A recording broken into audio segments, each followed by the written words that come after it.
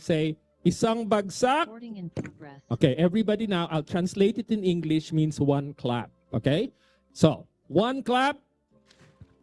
You can see it's one united clap, right? Everybody together. And so that indicates everybody is awake, listening. And so it's a milestone we celebrate today. It's a milestone we're here together. We're clapping together, but also we're celebrating together. So one clap. I won't ask 50 claps because by that time we will be all tired to celebrate every year. But at least now we know we're alive, we're awake, and I'd like to therefore just introduce the people who will be with us today. Particularly, I'd like to introduce Ibu Nani, longtime friend, longtime activist, and who's welcoming us particularly to Indonesia just to be able to just say hello, and then we will talk about the little ritual. But also then, Katarina, any last messages, my boss? Anything that you think everybody's registered? Yes. And I also think we have some people who are online. So if people are online, we Hello to those who are so they can. We just want to say welcome. I think we wait there. Yeah. We wave if everybody's wave also there. waving. Yeah. Okay, so just to say people are online, we're live streaming the plenary sessions. They can provide, I think it's being live streamed on Facebook, and on Zoom.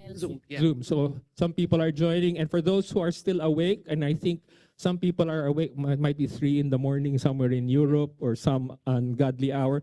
It's my turn because often I'm awake at midnight for all these ICAE meetings. You know, for people in Australia and people, I remember when Sandy was on the board from New Zealand, even worse. It was 2 in the morning when she would join a meeting in... Geography doesn't have mercy. Yeah. So, again, Nani. Okay. Selamat pagi. Good morning. Om Swastiastu. Assalamualaikum warahmatullahi wabarakatuh. So welcome to all of you on behalf of Peka families, on behalf of us Bais. Welcome to Indonesia, welcome to the region, so Asia, South Pacific. So happy to have you here after long, planning. So we will have ritual this morning. So I plan now. So we will have ritual this morning as we are in Bali. We need to respect the island, the tradition, the people, and the nature.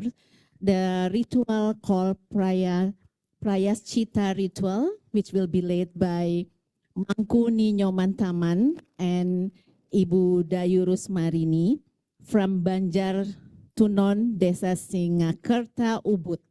So I would like to invite Ibu Dayu to explain what it is ritual. Then after that, we will walk together to outside. Okay. Oh, before that, okay.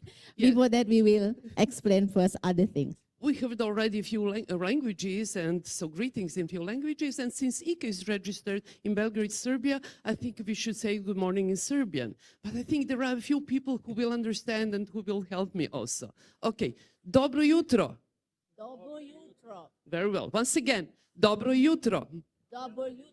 Great. Thank you very much. We'll be back to that later. Okay, terima kasih. And so, Ibu Dayu. Ibu Dayu. And so this is the image of what we will see outside. And so while Ibu Dayu is coming, once we say we can walk outside, there are 3 things that will happen outside. There's the welcome ritual, and then we will have our group photographs. Okay, there's the big, for the whole assembly, and then the group photograph with the executive, both executives, incoming and outgoing, and then the outgoing executive, and you can come back here. So Ibu Dayu, selamat pagi, good morning. Thank you. Selamat pagi. Terima kasih. Yeah. My name Ida Ayu Rosmarini. I can speak English just little bit. Yeah, sedikit. Pada pagi hari ini kita akan melakukan pembersihan diri dengan melalui upacara prayaschita. So we will do a cleansing ritual called Prayaschita. Sebaiknya kalau kita memulai sesuatu, harus kita bersihkan dengan prayaschita dan juga daksina. So before we do activities, we need to do the cleansing through Prayaschita and Daksina. Daksina. Ya. Sebenarnya yang terpenting adalah kita menghaturkan canang sari, apa yang tertera di depan, kepada Ide Sang Yang Widi, kepada Tuhan Yang Maha Esa, agar segala sesuatu yang kita kerjakan menjadi lebih baik. So the main principle of this is really to offering the Chanang Sari to the Almighty, so that we get the bless for what we will do, then we get a good result. Kita lakukan prayaschita ini di luar karena biar bisa kita disaksikan oleh betara surya, matahari. So we will carry out this at open area so that we can be directly witnessed by Sang Hyang Surya, the sun. Sehingga kalau di alam kita akan menjadi satu dengan bumi, ya, dengan angkasa dan Ibu Pertiwi. Angkasa memberikan sesuatu rezeki kepada kita, Ibu Pertiwi memberikan kedamaian, tentram abadi. Yeah, so that it will become one harmony with also Sang Hyang Angkasa, the space, and Mother Earth, the earth, who will provide the light, the life for good fortune and peace and fertility. Yeah. Semua kita nanti dipercikan setelah kita sembahyang, kita akan dipercikan air suci, ya, oleh pemangku. Air suci ini untuk menjernihkan pikiran kita, membersihkan energi negatif yang ada dalam tubuh kita. So the mangku will sprinkling the holy water to cleanse negative energy from our body. Sehingga pikiran kita akan menjadi lebih tenang, juga kreativitas, inovasi kita akan tumbuh. So we will have our minds clear. So then will help us to become more innovative. Dalam pertemuan ini pasti kita akan menyatukan pikiran, bagaimana kita bisa mendapatkan suatu solusi yang terbaik, maka kita akan diberikan karawista, nanti akan diikat di kepala kita. So then the mangku will give us karawista. This is a kind of flowers tied in our head. So then it's a symbol to bring us together, to bring our mind together. Demikian yang bisa kami sampaikan. Mari kita membersihkan diri bersama. Kita pergi ke kebun untuk menyatu kepada alam. Yeah. So now we are ready to go for the prayaschita cleansing ritual. We will walk together to the garden at near the restaurant. Thank you. Terima kasih.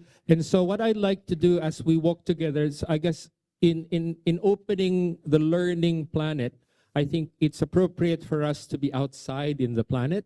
As you said, I remember you said, Matahari, it's to be with the sun. It's to be with the sun, to be with the environment.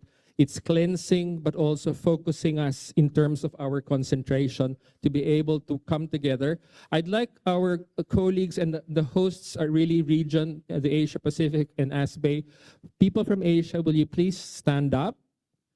For those in the Asia Pacific, I'd like you to stand up, and I'd like you, therefore, to find somebody who's seated down, take their hand, don't drag them, and say hello, and walk with them. I think we will be led. If you have, if for those who are in this hotel, if you walk down the steps, it's to the right of the NV restaurant. So you will see there's a little ritual space there. So I'd like our hosts, okay, don't go and talk to somebody you know. I said there are 44 countries here. Say hello to somebody who's seated, welcome them, walk with them and take them and follow. I think Ibudayu and Widnani, they're walking. As I said, introduce yourselves. Your things will be safe here. And so we'll see you out in the garden. Thank you very much. So say hello and then walk and introduce yourself. Welcome everybody, please. There should be enough to say hello to. Thank you. No cheating for those who know each other already. Shirley, come. I want to.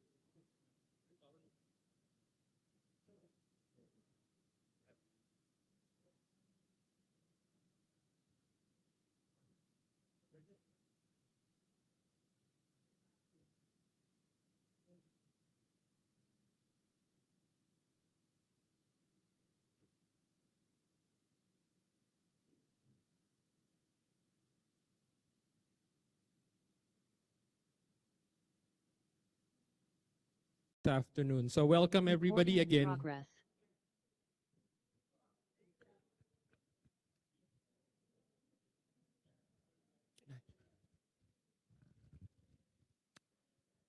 And for those who are joining us online, we've just come back. We'll be posting photographs of the welcome ritual, the Raya Chita that we had. And as explained earlier by Ibu Dayu, this is about welcoming us to place, and that's why we had to go out. It's also welcoming us to be able to be cleansed, but also welcoming us. And so if you're wondering what I have here, it's about concentration and focus. And I think I have sticky rice on my forehead as well. And so often in the Philippines, sticky rice goes with mangoes, I guess also here. But again, this is part of, I think, when we start to open the learning planet, it's centering us back into the planet. It's centering us to the cultures and remind us of the cultures that are actually rooted to the earth, rooted to the planet, but also that it's not just about the planet, but it's about people. It's about us being part of that planet. And so, again, I welcome you to the 50th anniversary celebration, World Assembly of the International Council for Adult Education. For those who are joining us online or in the live stream, again, we've just come back from a what started to be as a cool environment. The sun came out, and so it became a bit hot, but we'll post photographs. And as I said, for those who've just come back to the room, make sure to hydrate yourselves. There's water in front of you there, but they'll continue to refill the water. And so welcome to the World Assembly. So we'll just wait for our, and so we've done the welcome to, in a way like in Australia, we say it's welcome to country. Here it's welcome to Bali. And then we'll have the more institutional welcomes I'm just looking at if so I've got Villa from Paca who's already here. I can see Helen. Yeah, Helen is waving. Okay, and I can also see Katerina is here. So the three welcome speakers. And so let's see if people still remember. One clap. See, we're not together yet. Gotcha. Okay, so again, as I said, milestones of being together. One clap. See, that's better. Okay, and so I'd like to invite Helen, Phila, and Katarina to come to the stage, please. Is there background music? Tanan, tanan, tanan, tanan. Oh.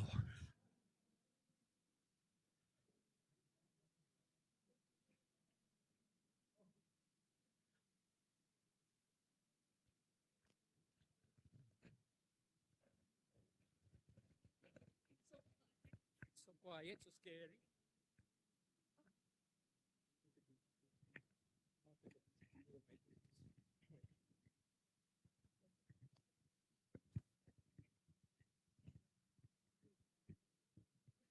Okay, so welcome back. Welcome back. So we finished our ritual. So now I would like to invite Fitria Villa Sahara. Fitria Villa Sahara is the co-director of PECA, Women-Headed Family Empowerment, our organizations who co-host this event. So she will greetings and welcome you to Indonesia. Villa. Thank you. Good morning, everyone. Om Swastiastu. Assalamualaikum warahmatullahi wabarakatuh. It is our greatest pleasure to welcome all educators, practitioners, activists, policymakers to Bali, Indonesia for the International Council for Adult Education World Assembly 2023. On behalf of PECA Foundation, we are honored to have the opportunity to serve as the local host for this highly anticipated event, along with ASBAE in ICAE. With over 2 decades of experience in empowering women, their families, and the marginalized communities, PECA recognizes the crucial role of education in building resilient, inclusive, and equitable societies.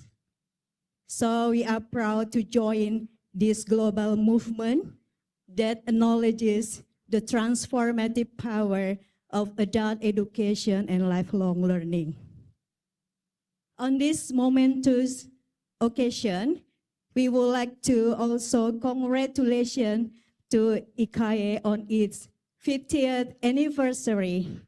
It is an honor for us to be part of this celebration, and we wish ICAE continued success and growth in the years to come. Once again, warm welcome to all of you.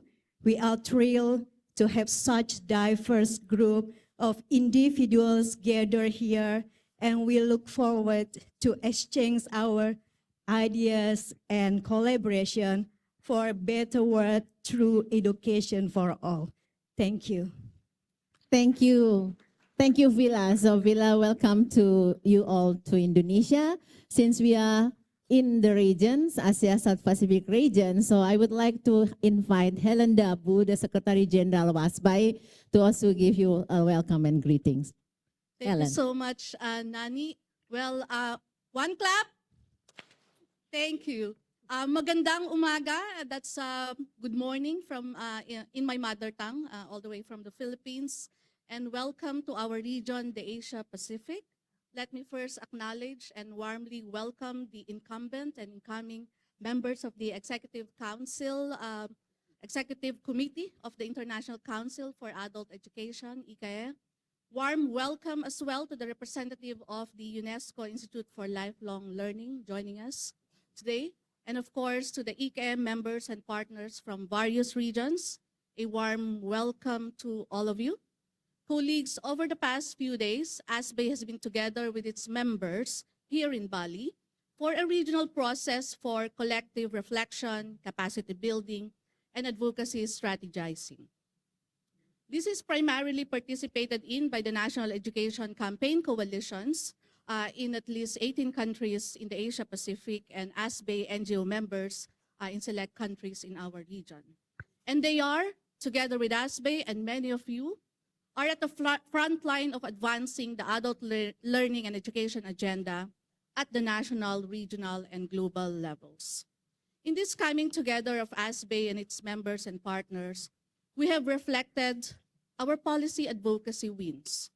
These include the various framework and education sector documents we have influenced at the national and transnational levels.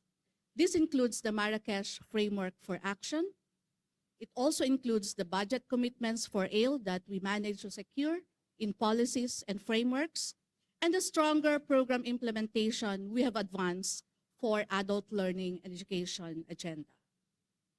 We have also collectively analyzed the challenges and lessons we have learned to chart the course of our work in the region to protect the AIL agenda. This joint reflection and strategizing in our region was important to us, not only to celebrate the wins, but also to guide the work that we do as civil society movement in the Asia Pacific, to ensure that we are constantly attuned to the context of our work in AIL and to plan our work in AIL in the coming period. And why am I highlighting this? This is our way of fostering and sustaining the global solidarity with all of you, CSOs within and beyond our region, from Africa, from Arab states, from Europe, from the Caribbean, from Latin America, and North America. And we take confidence in the fact that these efforts that we all do at the national, regional, and global levels reflect the strength of the International Council for Adult Education in terms of its ability to leverage the depth and diversity of its membership. As ICAE celebrates its 50th anniversary and World Assembly, hosted here in our region together with our member, PACA, we optimize this moment not only to reflect on our wins, but also to get energized and stand ready with all of you, members and partners of ICAE, to take on the challenges in the defense and protection of AIL agenda at all levels. To recall, colleagues, the sustained, proactive, and decisive engagements of ICAE members and partners at all levels, national, regional, and global levels, led to the successful influencing of the Confintea 7 processes and its final outcome document codified in the Marrakesh Framework for Action. Many of those who fought in Marrakesh and in the processes leading to Marrakesh, who advanced the very progressive CSO agenda in the Marrakesh Framework for Action, are here with us in this room. And this is another moment to celebrate the strength of our global movement for adult learning and education. No doubt, colleagues, that the Marrakesh Framework for Action was a much stronger document with its rights-based framing, commitment to sustainable domestic and external financing for AIL, and its attention to gender equality and the most marginalized learners. All these propositions were made by our movement through the leadership of ICAE, and it's now upon us to hold our respective governments and the whole international community to account in meeting these commitments going forward. As we stand ready to defend and protect adult learning and education, and upholding the theme of this important occasion of ICAE towards a learning planet, we will be guided by the strategic assertions we have made in the Marrakesh Framework for Action, which I would like to highlight some of it here as I end my remarks. In paragraph 10, it was affirmed, and I quote, "We strongly affirm education, including adult learning and education, as a fundamental human right, a commitment which is critical in understanding and framing education," end of quote. In paragraph 17, it was emphasized that, and I quote, "Climate education must be mainstream in lifelong learning systems," end of quote.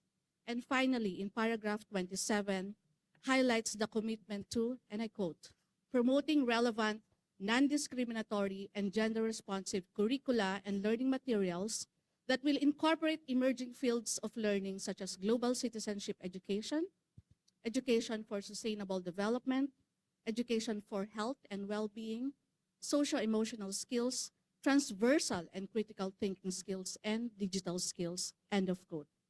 While there are a lot more that we managed to assert and insert in the Marrakesh Framework for Action, which I'm sure it will be covered in the various discussions in the next 3 days, I have chosen these important elements in the Marrakesh Framework for Action to also put into the spotlight the current and evolving context in which the adult learning and education agenda needs to be asserted, defended, and better articulated.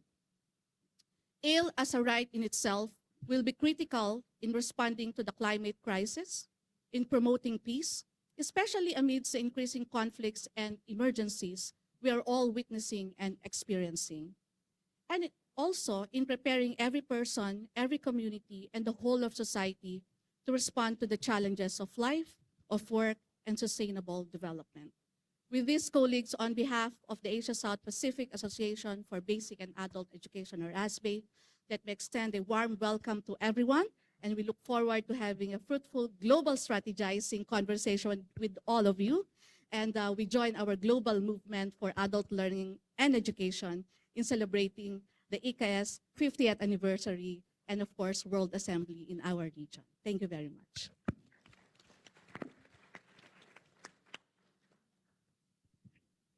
One clap. Oh, we're still together. Amazing, Helen. Thank you very much. We've had welcome to place in Bali. Welcome from Pekka.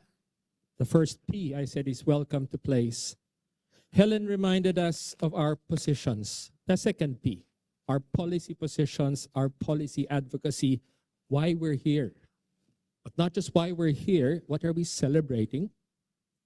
Okay, but what are we looking forward to? Because what we celebrate, we have created, we have been part of, and I think you acknowledge, and I acknowledge the role. Again, what we have achieved as the International Council is only possible because of our regional members, and possible because of our national members, and because of the individual adult educators who are with us. And so, as we say, you will see that we are ALE, we are ICAE. ICAE is nothing if not everybody who's here with us today, but also who joining us online and those who will be listening.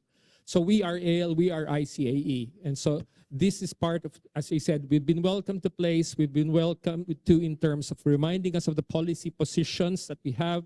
And the last P is Katerina as Secretary General, again, long-serving Secretary General of the International Council, will take us through the final P, the program. Okay, and explain the little details that we'll have to make the most of the program in order for us to make the most of place, and make the most of the positions, and be able to get to know each other. So I'd like to welcome Katerina to talk to us about some of the basics about the program without overwhelming everybody. But yes, thanks, Katerina. Thank you, Rabbi. Dear friends, colleagues, members, partners, of course, I'm honored to join the estimated voices that have preceded me in extending the warm welcome to all of you. Now, on behalf of International Council for Adult Education, on behalf of the outgoing Executive Committee, the new Executive Committee, on behalf of Secretariat, and I started to make a list of the people and organizations that I want to mention and to thank, and then I gave up. Because, of course, the list would be long and would basically include all of you. And why is that? Because you are all ICAE. ICAE is not a secretariat of a group of people. ICAE is a network, not only the network on members, but also the partners, friends, colleagues, with whom we have been working for, well, 50 years already. So at this moment, I just want to extend my thanks to my estimated colleagues from ASB and PECA who enabled us to celebrate the 50 years in this special place, in this such an important region, and we heard really some very good reasons why we are here, and I'm sure you felt it already. So the significance of our gathering in this region at this remarkable venue cannot be overstated. And it's a momentous occasion, made even more special by the fact that this is the first time that we are able to come together after, well, many years. So I've checked, our last physical World Assembly and General Assembly took place in Canada, Montreal, 2015. Gosh, it was a long time ago, BC. When I say BC, I mean before COVID. And then, due to the challenges posed by the COVID-19, the next General Assembly unfolded in two parts, the end of 2019, beginning of 2020, entirely online. We still vividly recall those times, I'm sure, the era of COVID-19 with the travel restrictions, with the lockdowns and so on. Even our civil society forum last year in Marrakesh, 2022, as a pre-conference of the Confitea 7, had to navigate in the shadows of the ongoing pandemic. So somehow, I believe as we convene here for this World Assembly, let us aspire to herald a new era, an era where we will harness the full potential of a digital technology while cherishing the value of physical meeting and sustaining dialogue, discussions, and exchanges in the realm of face-to-face meetings. So allow me to briefly guide you through the program. I hope you have all received the program in the folders where you have registered. Adorned with a small Serbian heart, you have probably noticed that. So you will see some items from Uruguay, where ICAE was registered for a long time, then moved to Manila, and then moved to Serbia, now we're in Indonesia. So we were trying to adding pieces and items reminding you of this journey of ICAE around the globe. So today's meeting, today's sessions, our focus will be on setting the stage, setting the scene, with distinguished speakers who will guide us in discussions about the importance of adult learning education on global, regional, national level. There will be more details about the speakers. I will not tell more at the moment, so it will come shortly. There will be a lunch, of course, in the restaurant that we have just passed by. And in the afternoon, we aim to contextualize adult learning and education. So a crucial step in our understanding that allows us really to emphasize the things that we consider important in adult learning education, deeper understanding of the factors, determinants, and so on. So the program that we have created, thanks to our colleagues and our co-hosts, Asbe and Pekka. So this program includes 6 visits to the local communities, offering a glimpse into the Bali beyond the renewed tourist attraction and reputation that Bali has. So this visit promised an exploration of local culture, but also local adult learning and education practices. Detailed description of those communities, of the organizers, the profile of the organizers is also available in your folders. I'm sure you saw it already. So to sign up for this visit, unless you have done it already, please check the registration desk. There are lists, and since they will happen in the afternoon, so I suggest immediately after this session, if you haven't done so, please register for those visits. So after the delightful lunch, and I'm sure it will be because we have checked the restaurant already, the Envy restaurant, we will meet in the lobby of Holiday Inn Resort, so very close. This is the resort. You have probably already had to navigate between Express and Resort, but they are very close, so you will not get lost. So we will gather in the lobby of this hotel, Holiday Inn Resort, immediately after the lunch, which is 1 p.m., and then we will go to the buses. So the buses will have signs indicating which visit they are taking you to, so do remember the number or the name of the visit you're going to join. So they will transport you back also sometime between 5 and 7, so depending on the distance, because those communities are at the different locations. Following that, there will be a short of a, well, let's say coffee break or some coffee and some snacks here in front of the same room. And this will simply provide an opportunity to exchange a little bit, to reflect, and opportunity for further interactions. And the evening is yours to enjoy as you please, to explore the area, to meet the colleagues, to chat. So, free evening. Next day, tomorrow on Wednesday, first, very important information, our program starts at 8:45, 8:45. Please don't miss it. And you don't want to miss what we have prepared to start the day with a bang. So please be on time. Tomorrow, the day promised to be intensive, mix and filled with plenary discussions and plenty of interactions. Because of course, in the spirit of adult learning education, we have opted for more conversations than lectures, featuring 5 rounds of the workshops.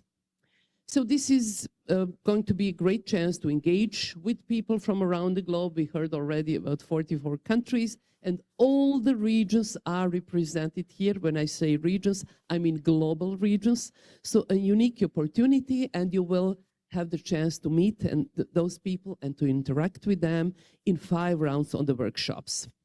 So a great chance really to meet and to foster a meaningful exchange. Please don't forget to register for the workshops. Again, the description of the workshops is available in your folders, and the registration papers are also outside. Maybe some of you have done it already. If not, think about it. This will happen tomorrow afternoon, but the sooner the better. Don't forget to register for the workshops. The outcome of the workshops will contribute significantly to our discussions about ICAE's future, about ICAE strategy, something that we are going to do on more focused on Thursday. The task of framing 3 main recommendations or 3 main ideas from each of these 5 rounds on the workshops will fall on our workshop coordinators. But of course, still you have the opportunity to provide direct comments through the Padlet that will, well, it did appear already, but it will be shown again, and also tomorrow during the workshop. So you will see the QR code, and you will see there after the workshops, your workshop coordinator will upload the 3 main recommendations, and you are invited to comment or add or however you feel, so whatever you feel you would like to express about it and add to the discussions. The link to this Padlet was emailed recently, so you can use either the link or the QR code, whatever you prefer. And to cap off the day, we'll gather for a festive dinner, as you saw in the program. So if you have your national dress with you, this will be the perfect moment to showcase it. But regardless, so if you haven't it, there is something that you should bring with you, and this is the good mood and the good appetite, I believe. And there will be also some photo opportunities and so on. So the festive dinner, according to the program, again, check 7 o'clock. That will be in the same room. Of course, the other arrangement and composition, because we will have like 2 hours between the working session and the festive dinner. So do prepare for the festive dinner. And finally, on Thursday, we will have a general assembly as a part of the World Assembly. So on Thursday, the spotlight turns to International Council for Adult Education members and strategic steps and discussion about the strategic guidelines. And that's the pivotal moment when we will invite our members to come together to discuss on our past accomplishments over the last 4 years and to chart the converse from our future endeavors. The General Assembly is not exclusively for the members of International Council. So this will be a kind of an open forum for our other partners, colleagues, and friends. So basically, you are all invited to come and join us in this important discussion.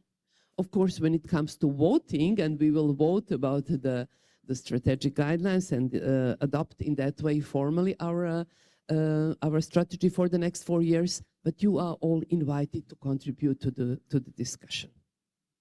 So we value your input in helping us to shape the future of the International Council for Adult Education, thus shaping the future of adult learning and education as a response to the challenges ahead. And this last day will be marked by plenary discussions, workshops, there will be some reports, there will be some reflections, also, of course, planning. The proceedings will culminate in delightful dinner, during which the transition of the responsibilities between the outgoing executive committee and incoming executive committee will take place. And we want also to celebrate this moment together with you. The newly formed executive committee will convene on the following day, so the work continues. So that's the program. Of course, there are details in the program, and also you have ICAE staff here, you have ASBE staff here, PECA staff here, who are ready to help, and they're available throughout the event. So whatever question you might have, dilemma, information you need, please don't hesitate to contact them. So this is, I forgot to mention, the third list that you should register in. That's for the very last day, for the General Assembly. We will have 4 groups discussing 4 main goals that we have proposed for the strategic plan for the next 4 years. So the third one, so that's for the very last day, but still keep in mind and don't miss to register. And finally, I believe with the Wi-Fi code, the technical thing, but very important, we know we want to be connected. Now we are physically connected, but still we want to have connection to those who cannot be with us. We do have Zoom, and we also want to be, we will be on the social media, but I know you want to be connected with your colleagues and with your families. So Wi-Fi is provided. In case you're in Holiday Inn Resort, I believe you have it already, and there's a special code in this room, and the code is, or could be found somewhere. It's on the paper there? Okay. So it's there on the flip chart. Yeah, on the flip chart there. Thank you, Stefan. Okay. So these are, well, program details and some technical information, and I think it's enough to start the day. But not without a coffee break, I suppose. Not yet. Okay. Not yet. Okay, so Robbie? I think I have 10 more minutes. Wow, we're ahead of time. Nani, come. And I think, well, can we give a round of applause to our leaders who have come? Thank you very much. And can we have the microphone? Here. So Nani. Yeah, as Katarina already mentions that this is co-organized by three organization institutions. I would like to introduce PECA team, so you can ask anything with the code to them around, especially related with Bali, with Indonesia, with activities. So the first, of course, Vila, as you can ask Vila as the co-director of PECA. And then we have Yana. Hello, Yana. Can you stand up? This is Yana. Hello, Yana. Yeah. Her name is Super Yana. So, yeah, her name is Super Yana. And the second is Ella. Ella, can you stand up? Yeah, this is Ella. And then Dwi. Dwi. Thank you, Dwi. And I also would like to introduce the Indonesian team that you can ask as well. We adopt them to PECA. Ubed. Where's Ubaid? Ubed. Where's Ubed? No. Ubed, where are you? Oh, no. Outside. Yeah, he's outside. And Ari. Ari. Yeah. So they will accompany in for the field visit as well. And then Who's the ASBE? the ASBE team. We have the ASBE team. Of course, Helen. Ellen introduced the ASBE, the ASBE team, the ASBE family. Ellen. So they know who Guys, to there's a ask. lot of us. Oh, they don't want to from the stand up. region. Oh, they want to they're enjoy. shy. There's Anam from Bangladesh, Susmita from India, Anita from India, Maya from the Philippines, Sandeep from India, Priyanka from India. Who else? Lay, there you are. From the Philippines, Rene, of course, from our policy team. That's it. I hope I did not miss anybody. They're not, Ayan is outside, so they don't want to that's stand it. up. They're hiding. It's, the after whole making- team is here, guys. So any help you need, we're here. Yes, they've been working for 1 week and they're looking forward to Yes. being participants in the workshop. So, This is the third event we're hosting here in Bali. but they're still, with Yes. the P of passion. Energy. And Katerina, the ICAE team, the ICAE team. Thank you. It's a very easy task. Why is that? Because we are a very small group. Not only here in Indonesia and Bali, but also generally. As I said, so ICAE is a network member. Secretariat is very small. So here is Ricarda. Ricarda. And I think Maida here, please stand That's up. Maida, yeah. Yeah. Yeah, and that's it, but don't hesitate, of course, to ask them. You have already seen some of them, and you know that they are very diligent, very competent. So working together with ASBE and PECA colleagues, I think there is no question that will remain unanswered. Yep. And I'd like to, again, now ask the current Executive Council members, can you please stand up so they also recognize who you are? If there are any questions, the current members of the Executive Council, we are the COVID team. We first met in COVID, got elected in COVID. We managed to come together in COVID. And so so please, they have been the backbone.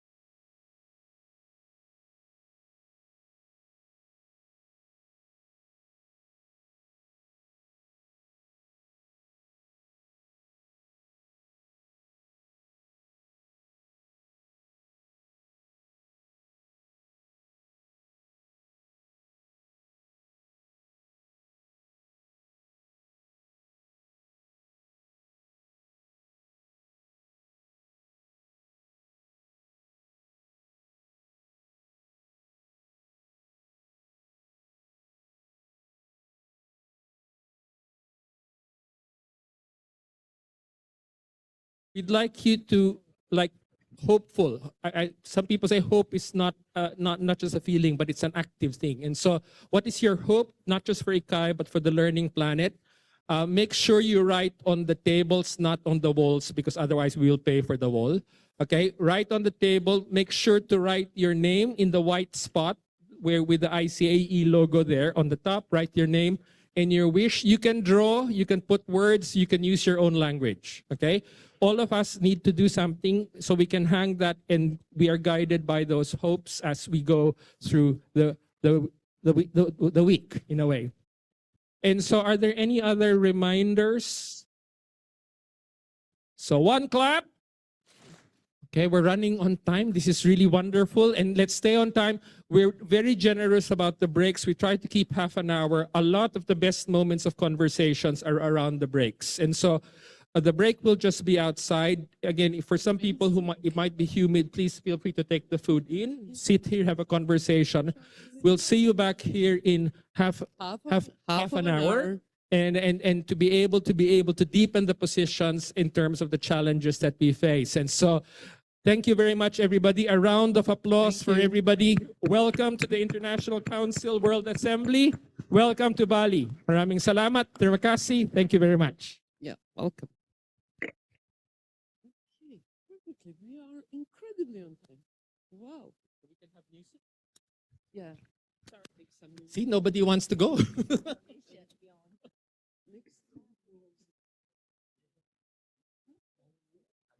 For 10 days. Some local music.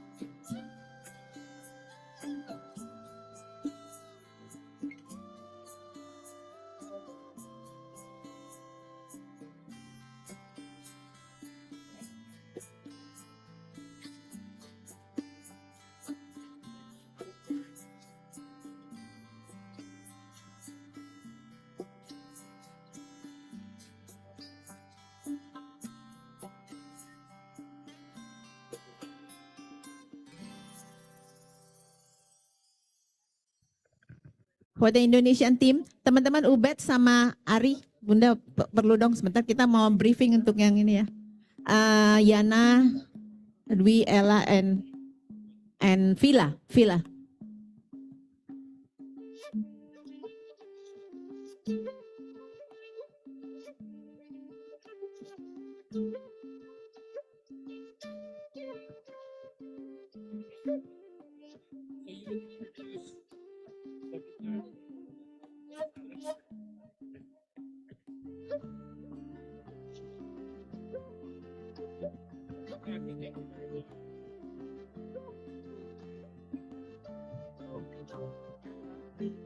Ricarda.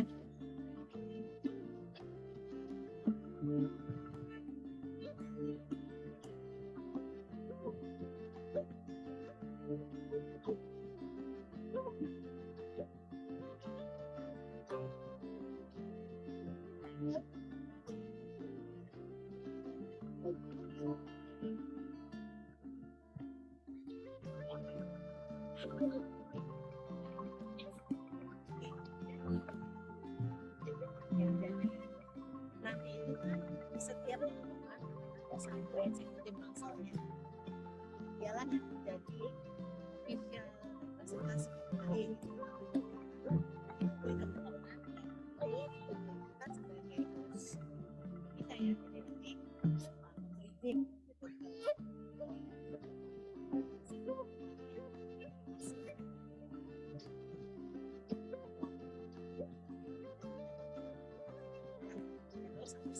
ke Bapak atau siapa yang untuk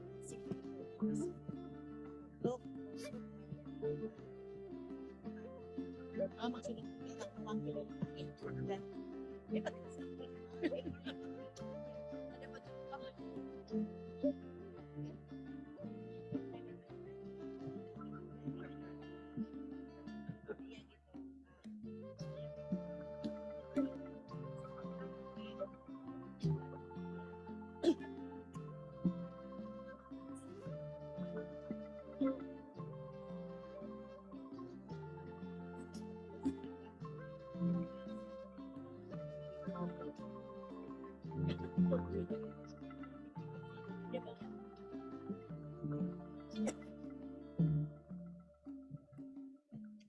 kita juga ada yang udah di-print ya.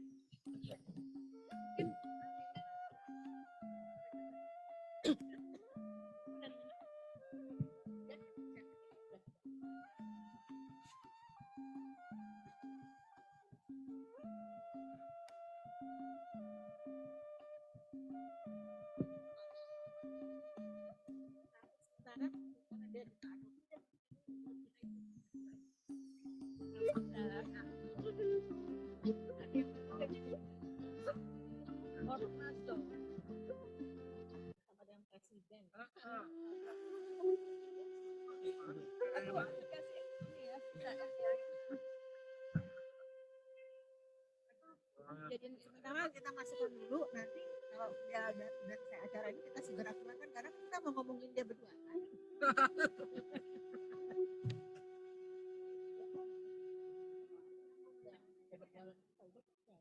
Dia memang tadi kan tadi udah di upacara.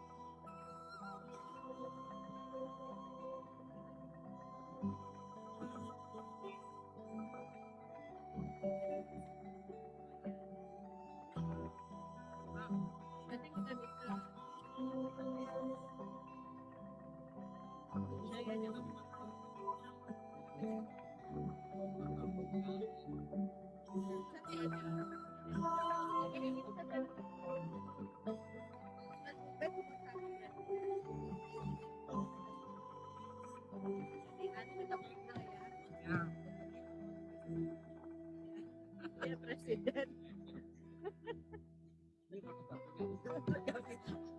Ini latihan mau presiden baru. Hari pertama kampanye.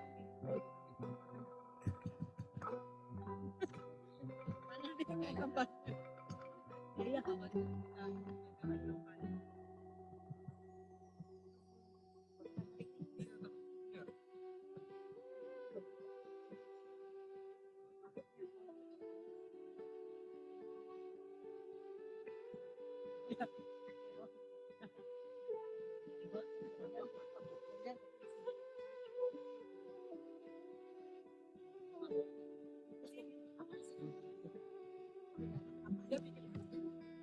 Relawan siapa nih?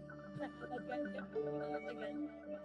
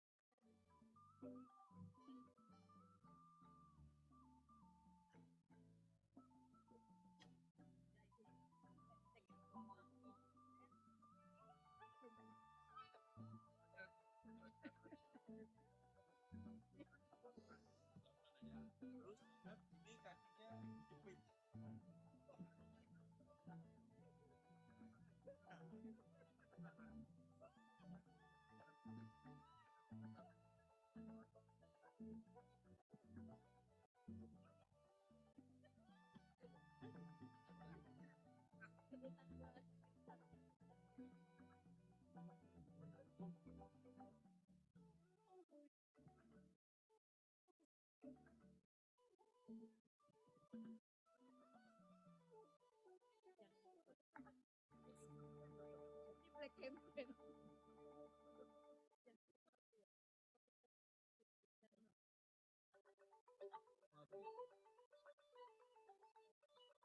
Aku dikejar.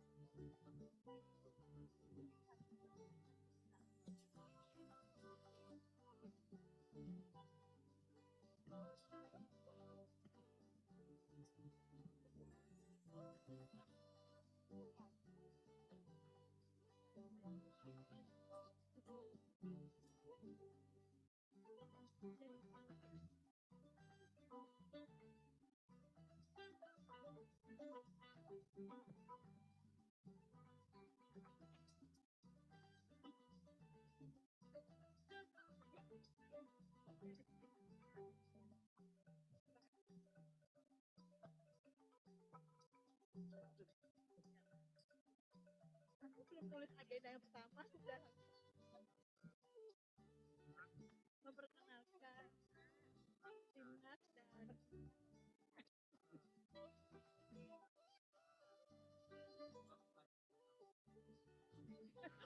jangan merusak dewan kita kan gak selesai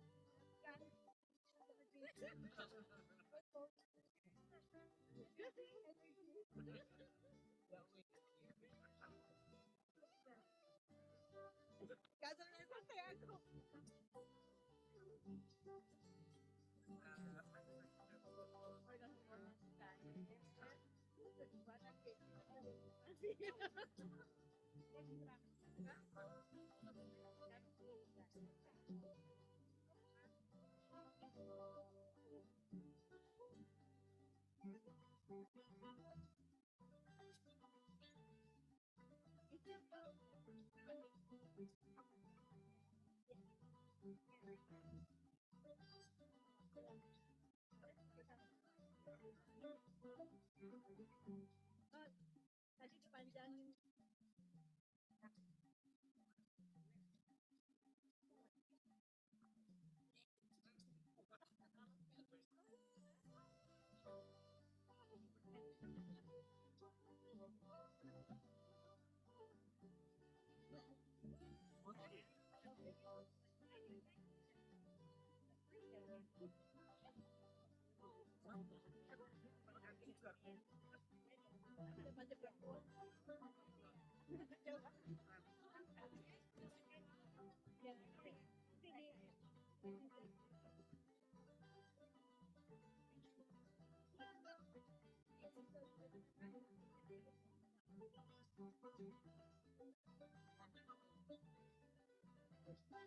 habis itu dengan rombongan saya kita datang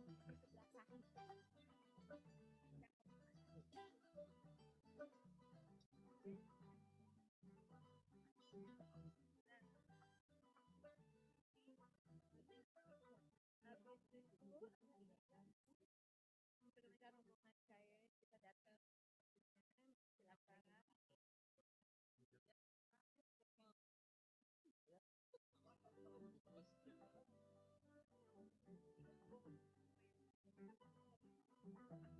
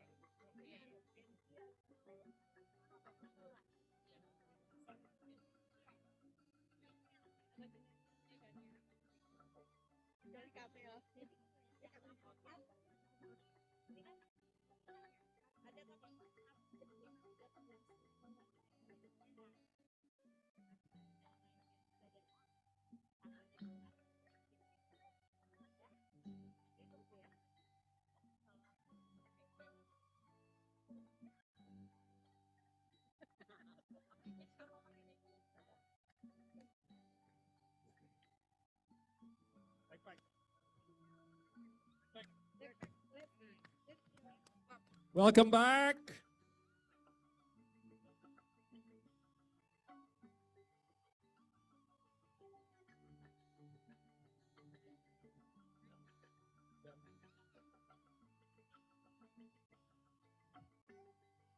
Welcome back, everybody.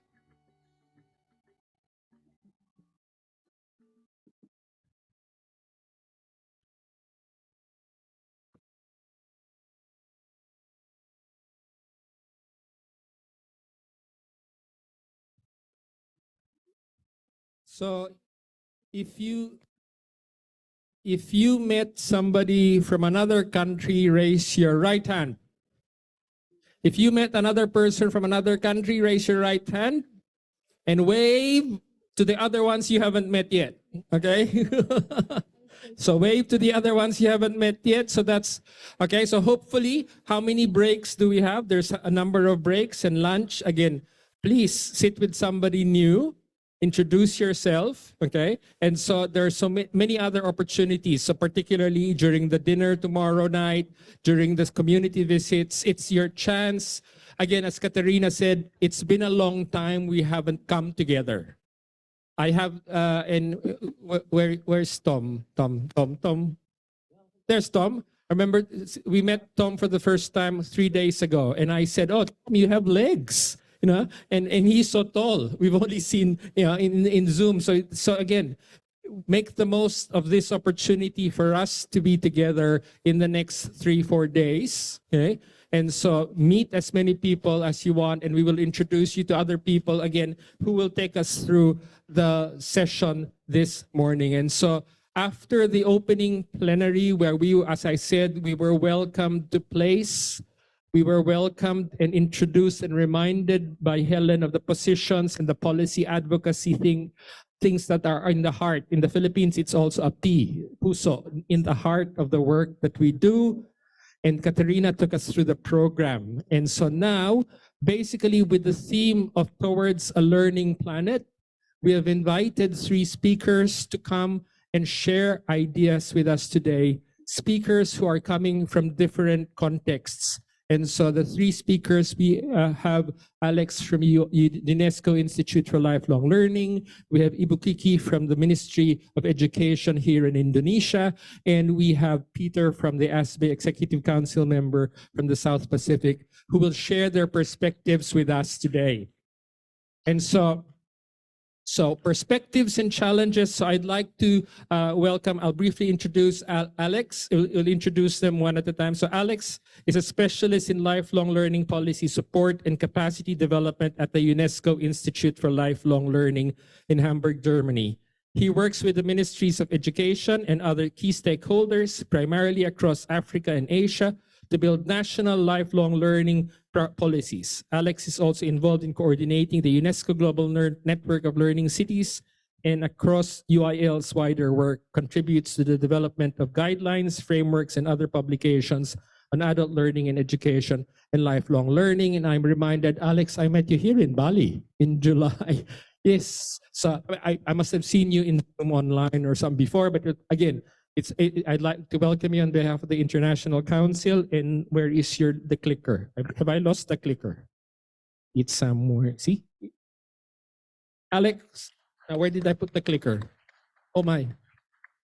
Did somebody see the clicker? It's over here. Okay. There should be a beeper in the clicker. So if we could cue the slides.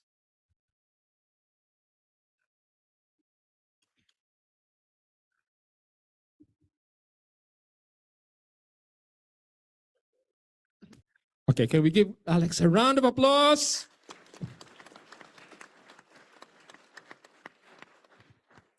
Thank you very much. Thank you. Good morning to all of you. Thank you for the warm welcome.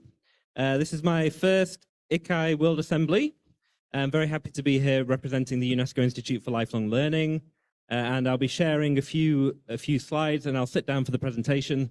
But I want to just reflect on this theme of moving towards a learning planet from the perspective of the UNESCO Institute for Lifelong Learning, which I think many of you will know quite well. It's an institute based in Hamburg, Germany, and it's the only institute within the UN family that has a global mandate for the promotion of lifelong learning. So we do a lot of work in adult education, in terms of advocacy, policy support, capacity building, but most of the work that we do is, at least in terms of discourse, heavily focused on lifelong learning, learning from the cradle to the grave. And so the learning planet is something that we have not spoken too much about at UIL. I'll now refer to the Institute as UIL. We've talked a lot about some other concepts which I will share with you in a few moments. But first of all, I just want to mention that it's a real pleasure to be here in Bali to cap off what have been roughly 18 months of more intensive engagement between UIL and ICAE. So we met in Marrakesh in June 2022 for Confintea 7, which I know is always a milestone occurring every 12 or 13 years. This resulted in the Marrakesh Framework for Action, and I was delighted to hear so many references to the MFA this morning. And I'll look in some detail at some of the content of the MFA with regard to how it pertains to the notion of a learning planet.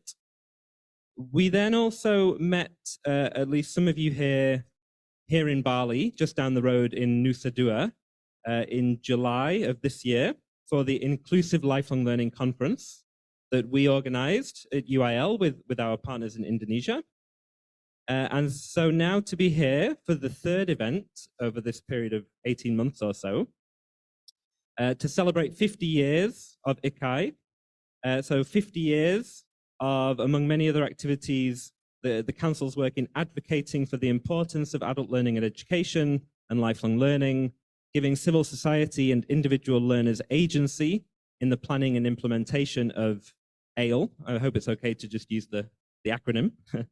And strengthening international partnerships for the pursuit of SDG 4. And I think that that's something that we at UIL and all of you at ICAE and the wider network, that is really a commonality. It's a shared purpose, trying as best we can to move the world closer to achieving SDG 4, which of course is a significant challenge, but one worth rising to. Before going into the slides, I would like to say as well that UIL and ICAE have had a long and fruitful partnership over the years, often around Confintea and some of the guiding frameworks for ALE that have emerged from the Confintea process. Now, importantly, the Marrakesh Framework for Action and its enactment over the next decade or so. But also other project areas, including the Curriculum Globale, which I believe will be covered during one of the workshops tomorrow. Also, some of the work that we've done with policymakers. We had Katarina with us in Shanghai just a few weeks ago, working with ministries of education across Egypt, South Africa, Azerbaijan, Malaysia, and China to start to create lifelong learning policies, or to at least draft some policy guidelines, some potential implementation strategies. We've also worked with ICAE, I know, on community learning centers as an important topic for lifelong learning at the local level, as well as on, I think, with Robbie, global citizenship last year. So all of these areas of our work, I think we always value the inputs that we get from ICAE, and also the reminders to stay true to the ideals of adult education.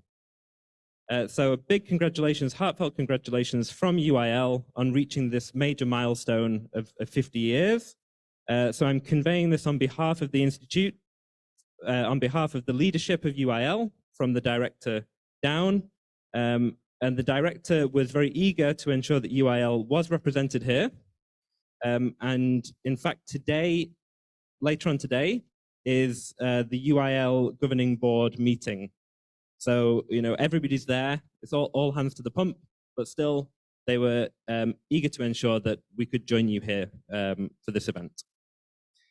Okay, so with that, if we could move to the first slide. Oh, sorry, I have the clicker. Yep, sorry, I have control.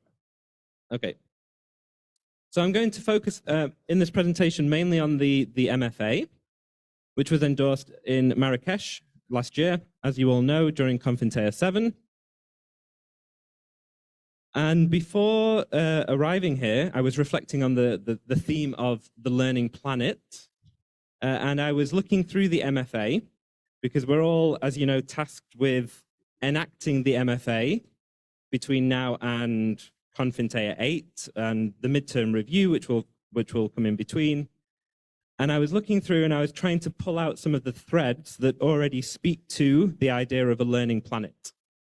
And I found a few, and I would invite you to do the same. I spotted a few, well, this is all within the part of the document looking at key thematic areas.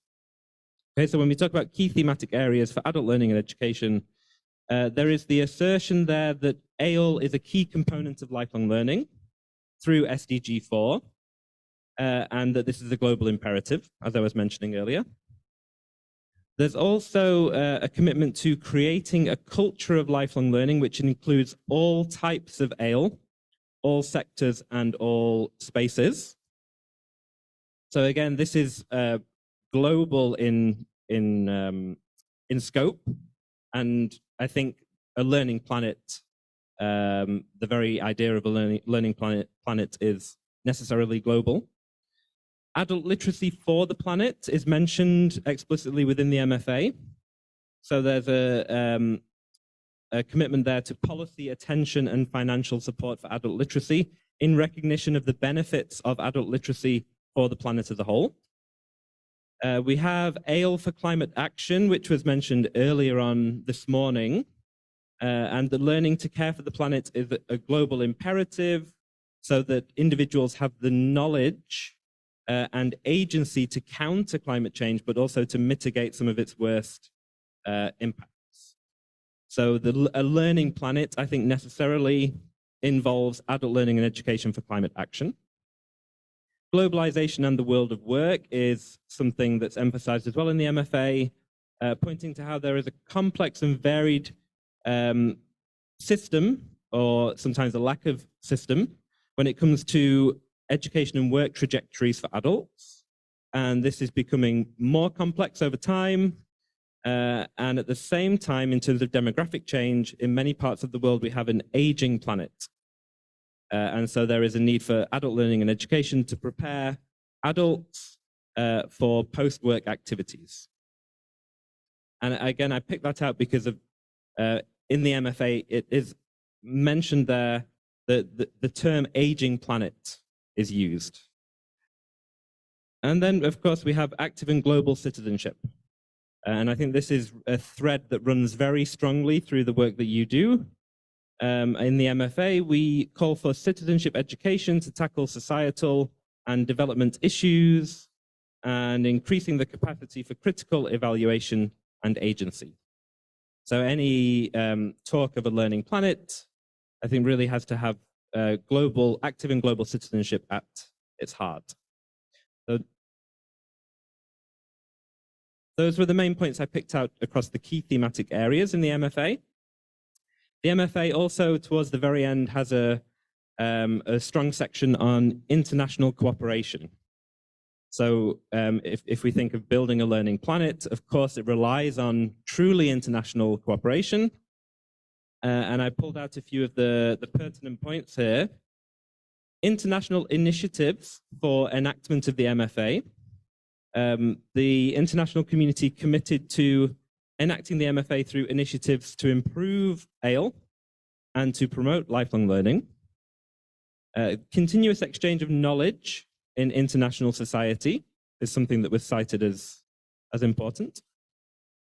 Targeted support for member states. And I think here recognizing which member states or which groups of member states will need more of a concerted effort when it comes to supporting them to enact the MFA.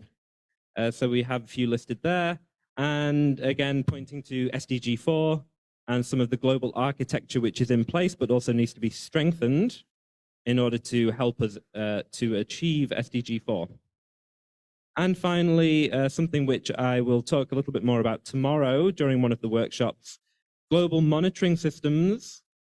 We have, of course, the obligation to monitor enactment of the MFA, but also to continue with something that we have been working on at UIL for many years now, which is the Global Report on Adult Learning and Education. And this is a report which has just seen its 5th iteration, and we will continue with GRAIL in the coming years. So this is another area of international cooperation which brings us all together on a regular basis and in fostering a learning planet. So these are some of my reflections, and I'm looking forward to hearing from the other speakers later on today and tomorrow on what we mean by a learning planet. And so reflecting on the concept itself, which as I mentioned, we haven't really spoken much about, if at all, at UIL, at least not that I'm aware of.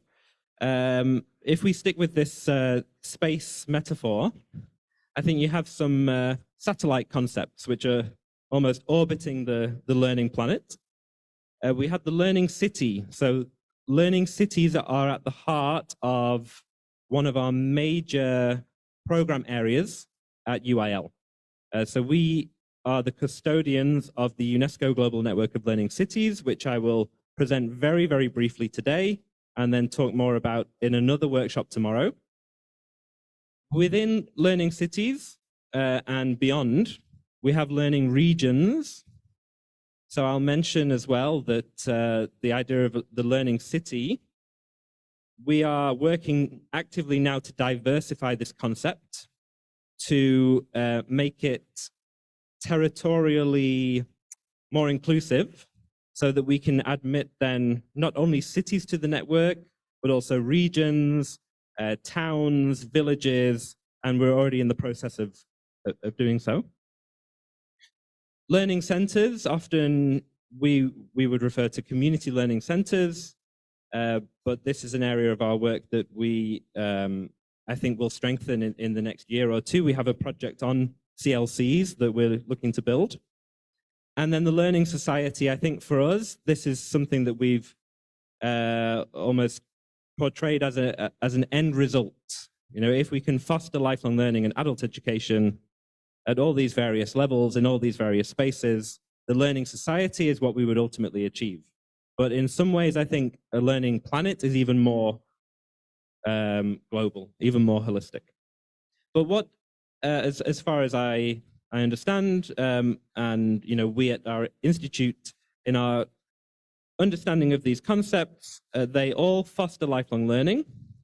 They all work to empower adults personally, socially, and economically, and culturally. They all emphasize the need for flexible education in response to learners' needs and demands. And they're all collaborative and inclusive by design. The UNESCO Global Network of Learning Cities continues to grow exponentially, and it's a concept that is really popular in all parts of the world. And it's growing even without, I mean, of course, there's a lot that we do to promote the network, but it seems to just grow of its own accord as well. And I think it's because for many people, the Learning City is a more tangible way of understanding how adult education and lifelong learning can be promoted locally through policies, plans, strategies, but also through programs and within specific institutions. So we currently have 292 member cities across 76 countries, and we are due in the next month or two to admit another batch of cities, which will bring us over the 300 threshold quite comfortably. And the idea behind this network is to promote policy dialogue, to strengthen partnerships between cities around the world, and to develop instruments that cities can use, one, to monitor or to measure the lifelong learning and adult education that takes place within their own city, but also to monitor and evaluate their own progress in building a learning city. Okay. I've included just two examples. Of course, we have 300 cities, so there are many, many inspiring initiatives, but I've pulled out two, one being quite a small city and one being much larger. So the city of Huejotzingo in Mexico has been very, very active in the network for many years. They've been heavily involved in a thematic cluster that we have established on educational planning at the local level. And one particularly interesting initiative that they launched was a school that brought together farmers, producers, students, and families to share knowledge. And I think that this really speaks to the power of the Learning City model in being able to bring together groups of people who ordinarily wouldn't share the same space in order to, yes, impart knowledge, share experiences, and improve their mutual understanding of each group's role within the community. So there were farmers and indigenous people learning how to produce goods sustainably, combining innovative approaches, also tied to some of these schools that brought together the different groups. Almost at the other end of the spectrum, we have Shanghai in the People's Republic of China in the network, a mega city. So this, I mean, there's so much that happens in Shanghai. It's almost a country in itself. But there are very, very inspiring initiatives on universities for aging populations, universities for the third age. So, of course, China and Shanghai are witnessing an aging population, a very, very profound demographic change. And one of the responses is to establish a significant number of universities for the third age in local neighborhoods, local villages, on the outskirts of Shanghai, as well as within the urban area, in order to improve the number and the quality of learning opportunities for older people. In addition to cities like Huiheitsingo and Shanghai, as I mentioned earlier, we're moving towards admitting smaller territories. I just wanted to mention one example, which was really interesting. They joined about 2 years ago. This is a cluster of villages in Kenya. So they came together, around 10 villages, to form a new kind of governance entity in order to join the network collectively. So there we're working with not cities, but villages that share this political representation when participating in our events. And this is something we really want to continue to encourage. As I mentioned earlier as well, learning regions is the idea of a learning region is another territorial approach to the promotion of lifelong learning and adult education. There are many examples. Sometimes you'll have a region joining, and within the region there are multiple cities that have joined forces in order to build a local lifelong learning approach. In some cases, it's a city that then, and I think this has been very effective in cities like Swansea in the UK, where you have a strong learning city model within the urban area, which then expands to encompass the surrounding areas, the rural areas around the city, in order to promote regional development. And then, smaller than a learning city, smaller than a learning region, we've also seen the concept of learning neighborhoods emerge in recent years. This was really heavily championed by the city of Cork in Ireland. And the idea of the learning neighborhood is that there are self-organized learning communities which bring the learning city concept down to the local neighborhood level. So this emphasizes grassroots activity, collaboration, consultation, and active involvement in solving local problems. And then, of course, we have learning centers as well. So community learning centers providing training in new skills, reskilling, upskilling, literacy, also programs on health, citizenship, general education, often in an informal or a non-formal capacity. And so all of these examples, these learning cities, regions, learning centers, learning neighborhoods, I think that they shed light on how, the promotion of lifelong learning and adult education can be done in different spaces, regardless of context. And so thinking again about the learning planet, that is in effect the ultimate space that we share as a global community. But within the planet, we have countries, cities, neighborhoods, learning centers, which are all, within each context, doing so much to improve education. And to finish then, I just want to bring it back, having zoomed in on the very, very, very local level, I want to bring it back to the international discussion around the MFA. And you'll see along the bottom here a series of actions that we are undertaking at UIL to ensure that momentum is maintained following Confintea last year. We're building now a new or an adapted conceptual framework for adult learning and education as a system, which I will present in a moment. We're also ensuring that there's a monitoring framework in place so that the MFA is enacted and not forgotten in the coming years. Strengthening our data collection on adult learning and education. And then moving towards the next global report on adult learning and education. And because some of the topics there, like Grail and the monitoring framework, I will cover those topics in one of the workshops tomorrow. I'll simply show here the conceptual framework that is currently being built, positioning ALE as a system, an integrated system with various external factors, inputs, processes, and outputs. And then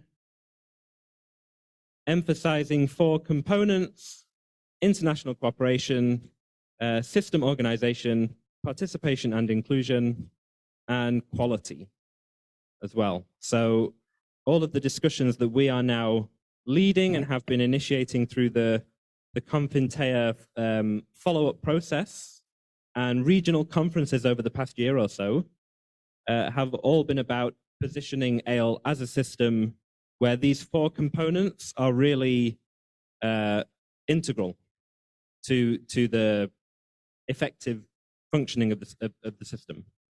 And so we'll continue to build that dialogue also with you, and we always look forward to feedback from ICAE on all of these various initiatives around Confintea, around the MFA, because the process is ongoing, and we want to, continue the discussion with you actively and see how all of this can relate to a learning planet, and see whether the idea of a learning planet can become more embedded within the MFA enactment process.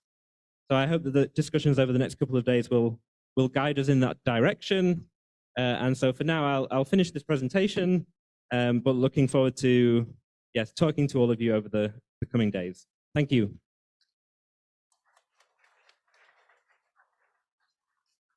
Thank you very much, Alex. Again, directly engaging with the theme of the learning planet, problematizing. What I like about it is that let's not just say we'll do that, we will problematize that, but also the invitation to say that we will be part of shaping the learning planet. It's that invitation. So from civil society, I really welcome that. But I think just before we go to the next, we'll have an open forum session at the end. But what I'd like to do, so you don't forget, what is a question and insight? Turn to the person beside you while I ask Nani to come to the front. If you want to listen to the video, then maybe we can say you can watch from here also. But I'd like Nani to come to the table. Please turn to the person beside you quickly. One insight, one question. What is it that's relevant from what you heard from Alex this morning? So a quick bus session, 1 minute, go.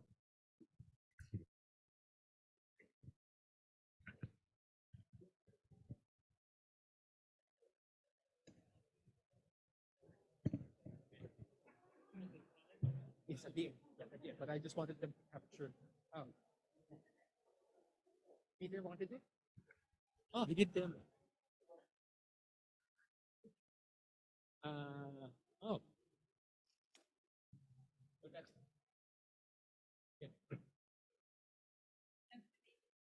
For Peter. Yeah.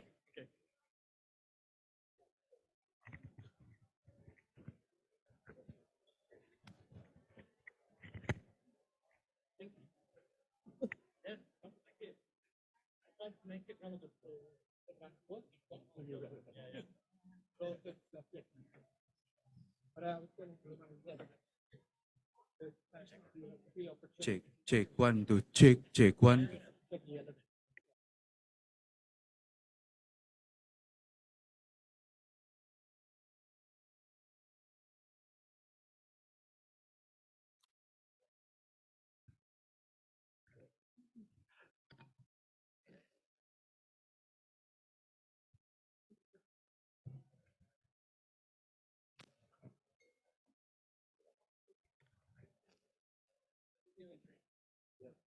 Okay. So just make a note, insights.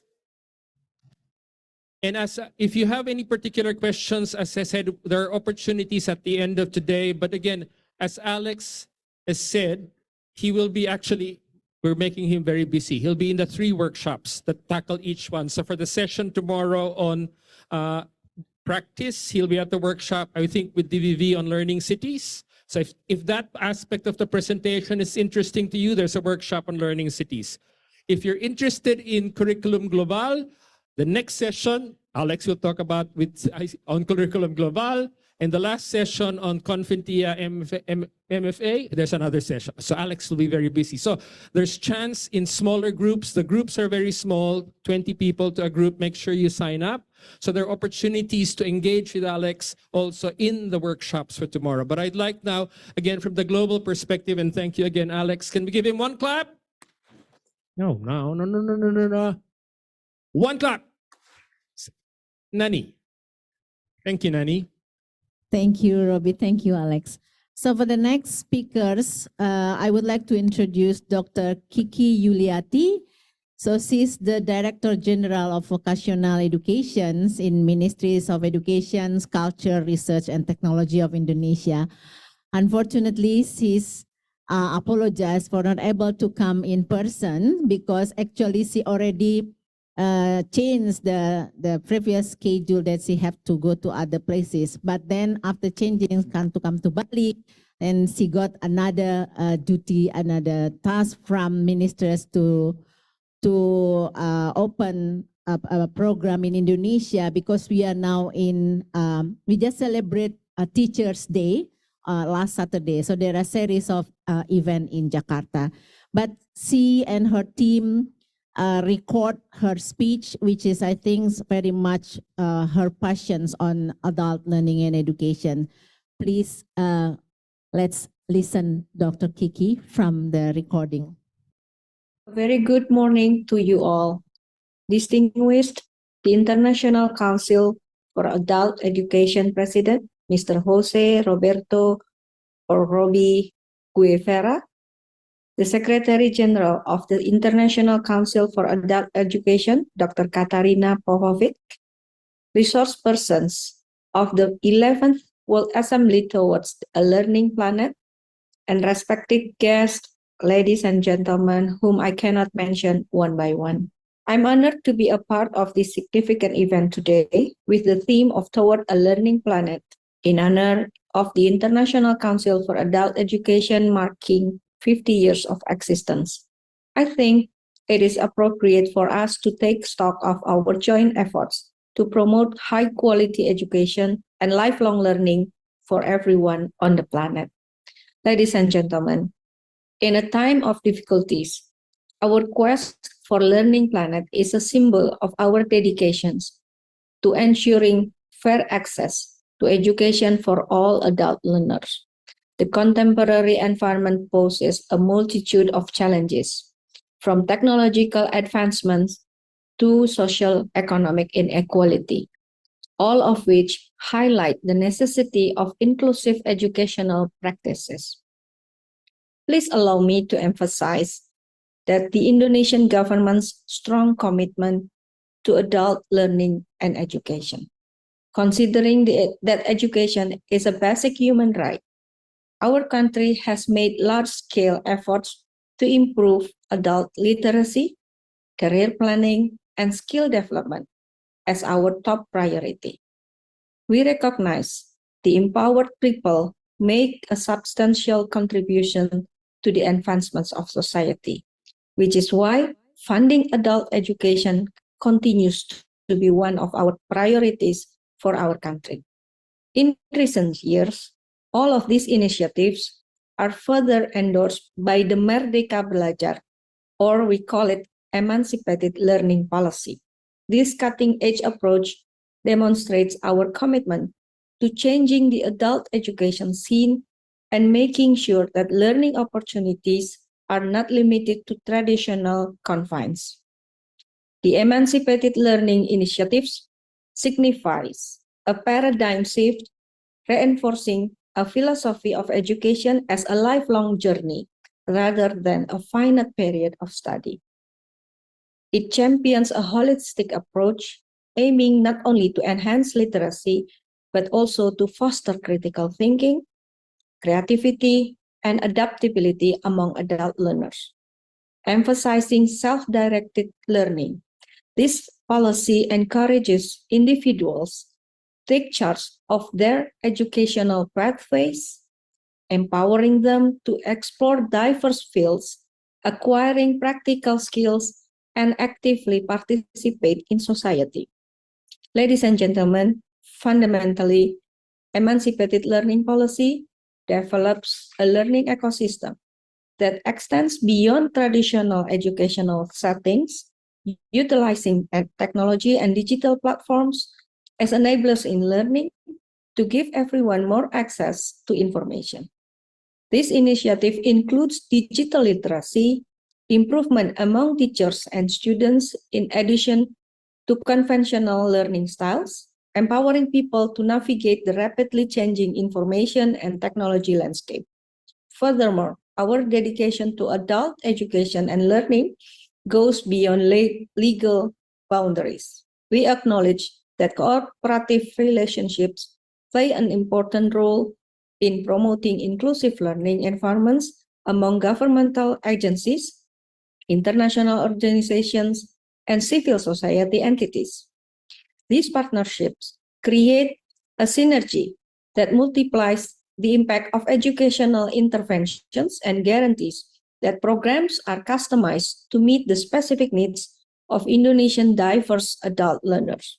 Our partnership with civil society organizations are essential component of this endeavor.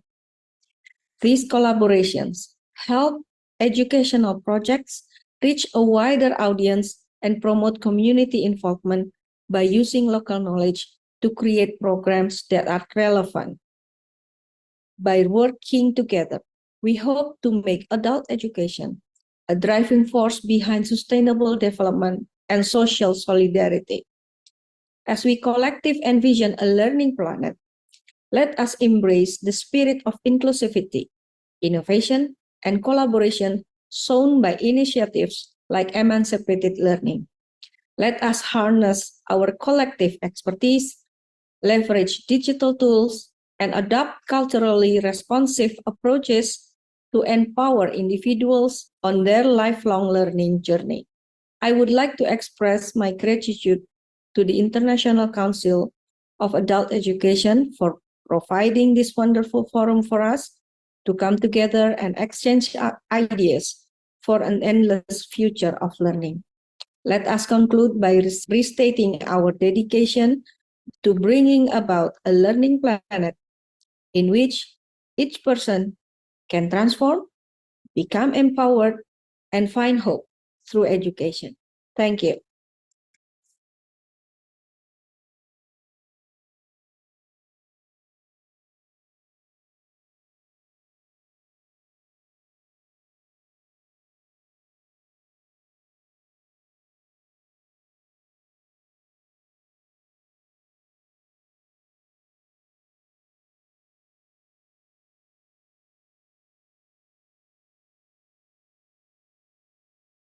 Claps.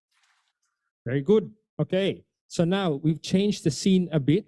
Okay. And our our third speaker. I'm just going to go. Apologies, Peter, for some of the words. I should have asked Sandy's advice, but I'd like to introduce Peter Clinton Hoase, who's from Aotearoa, New Zealand. And just I'll briefly read from the villages of Whelaula in Viola Faleeta. Peter Clinton Hoase is the first generation Samoan Kiwi born and raised in Pitoan. In Aotearoa, New Zealand. He stumbled into youth work in his late teens, but didn't embrace the title of youth worker until his late 20s after accepting that this is where Jesus wanted him. He was 17 years of experience walking alongside young people in multiple spaces, including Te Ao Maori and Te Ao Pacifica, refugee and migrant settlement, mental health support, family violence, sexual violence, environmental sustainability, disability advocacy, education initiatives, and civics education. He thanks his hardworking parents for role modeling for him the heart of servant leadership, and has been blessed tenfold as he journeyed with children and families through grassroots community action, participating in diverse national activities across Aotearoa, New Zealand, and supporting child and youth participatory action research across the world. His community service has been strengthened and enhanced through lifelong learning principles and adult education. He is currently employed as the manager of the Participation and Engagement of Children and Young People Commission of Aotearoa, New Zealand, and an executive council member of the ASPE, Asia South Pacific Association for Basic and Adult Education. And so from the region, also from South Pacific, can we give Peter a welcome? And thank you very much, Peter. Can I have the PowerPoint? The PowerPoint. You need the PowerPoint clicker? Thank you.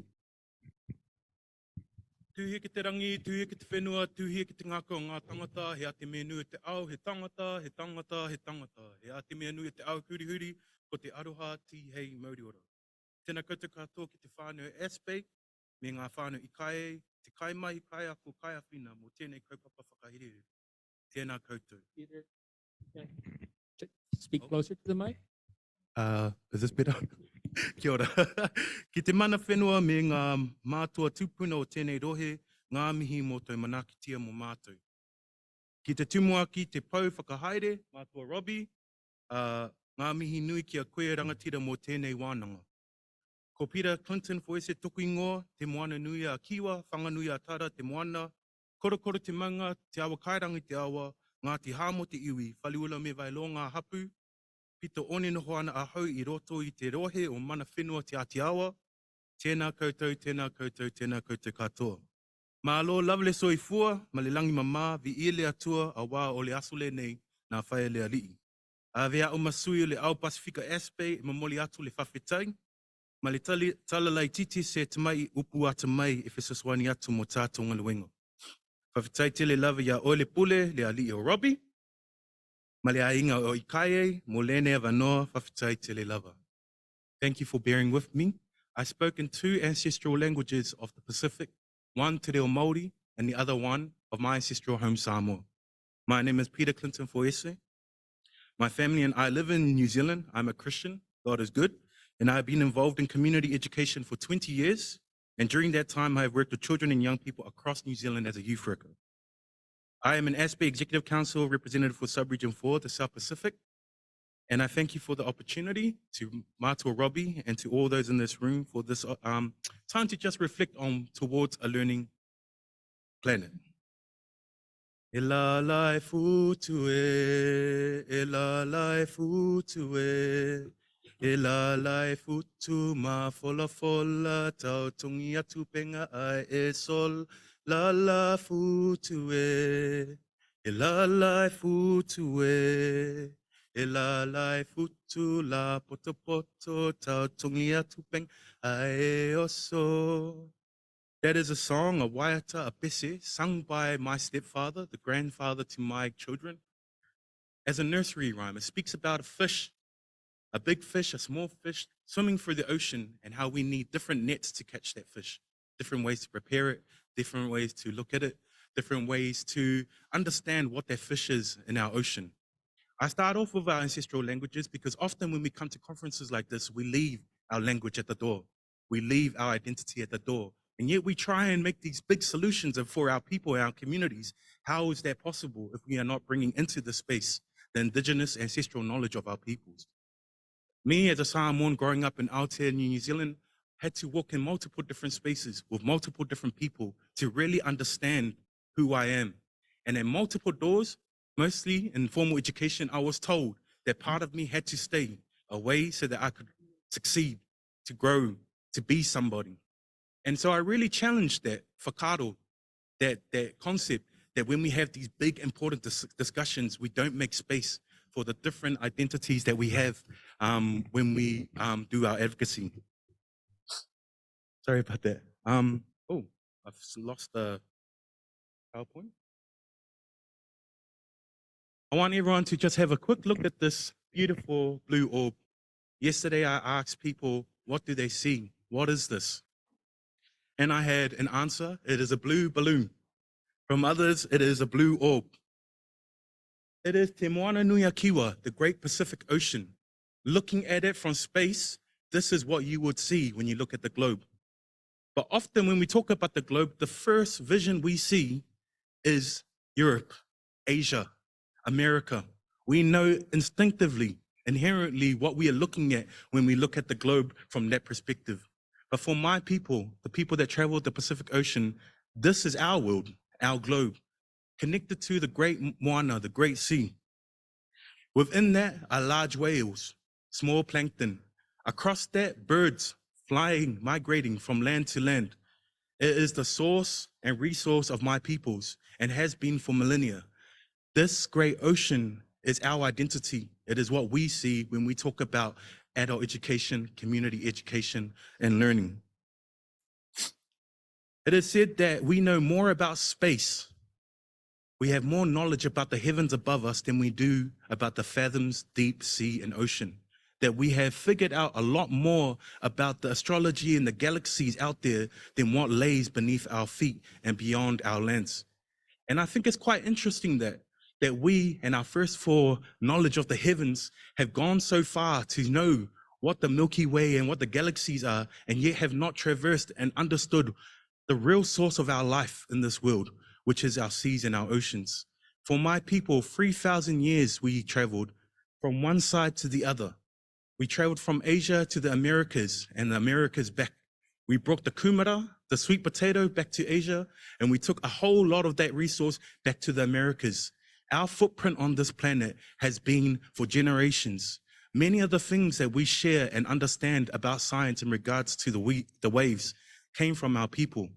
There was no GPS, there was no internet, there was no understanding of the science of the waves or the tidals.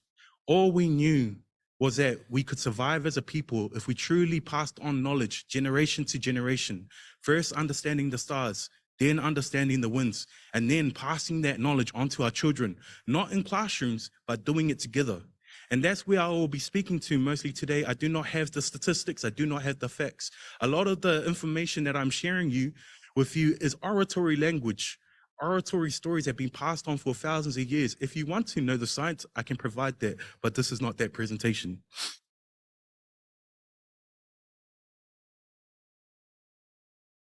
What I wanted to talk about was artificial intelligence. All of us know what AI is. AI is not new.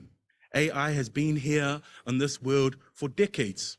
In our YouTube algorithms, in the recommendations on Facebook, our advertising, even how we fly planes, AI has been around for many generations. And yet, there's a great fear of what AI is. I believe that the fear of AI isn't about the software itself or the technology itself. It's actually about the disconnect that it creates between people. We can harness artificial intelligence, use it for our communities and people, but where it becomes scary is when we become fully dependent on artificial intelligence for our learning and our education. One example, as a youth worker in New Zealand, I engage children across the country.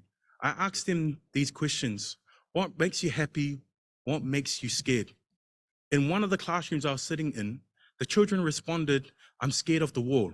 I was thinking, what do you mean by the wall? They said, the wall that's going to be built down the half of our country.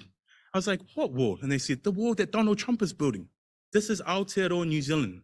I asked them the question, why do you think that the wall is being built in New Zealand? They said, isn't Donald Trump our president? I said, what? How do you know? What's happening here? You believe Donald Trump is your president? And they said, yes, he's building the wall here. It's scary. In that moment, a realization came to me that frightened me. Our children are digital navigators. They see the whole world. They are embracing all the knowledge and information from everywhere. Right now, they see Gaza. Right now, they see Israel. Right now, they see Ukraine. Right now, they see Russia. They see everything. But we have forsaken them. They are navigating that world on their own. That critical thinking required for them to sit in a space and fully understand what this news is not happening. That is not their failure. We created the tool. We gave them the access. Our failure is that we are not traversing with them, helping them to have that critical thinking to truly understand what is happening in our world. Towards a learning planet, are we learning together? That is the challenge, because I know every single day our children are learning. They are better learners than us. They are taking far more information on than we did or we do. But are we learning with them? Are we navigating with them? Artificial intelligence. Our children and young people are the most advanced digital navigators in the history of humankind. Yet reports say they are feeling the most lost and most confused generation in the history of mankind. Knowledge is power, and yet they feel powerless. Why is that?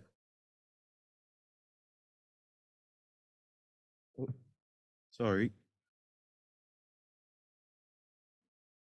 The reason why I wanted to talk about artificial intelligence is actually to talk about ancestral intelligence. Again, my ancestors traveled the oceans. They traveled without GPS, but then colonization, the oppression of our voices, our people's voices, the devastation of our lands. Forgive me. And seas, and all the knowledge and wisdom that our people had gone in the matter of 100 years, disappeared. 3,000 years of journeying, 100 years, all it took for that knowledge to disappear. Today, many live in fear of the rising seas in our Pacific. Their food sources depleted, their language and stories disappeared. They are forced to move to get education and employment in Australia, New Zealand, America, and Asia. And rulers of foreign lands are divvying up our autonomy, our sovereignty.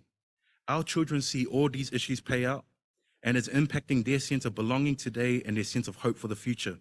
In New Zealand, the Mental Health Wellbeing Commission did a research bringing all the voices of children and young people the government has heard in the last 10 years.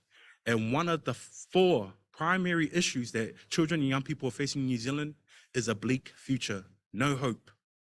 One of the 4 primary issues of all those voices heard over 10 years identified a bleak future, no hope as an issue. How is that possible? When we have such great access to promote quality living, the sustainable development goals, the frameworks that we're talking about, why are our children and young people growing up in a place where they feel like there is no hope? I was once lost in that big ocean, but I'm very grateful that I found people like Annalise Robertson, like Nani, Anita Boka, Vea, Maria, Robbie, Faya Sandy, people that helped me understand that the world I'm living in and helped me to understand how to navigate that. The ancestral intelligence that exists within our peoples is massive in each of our peoples. We need to harness that.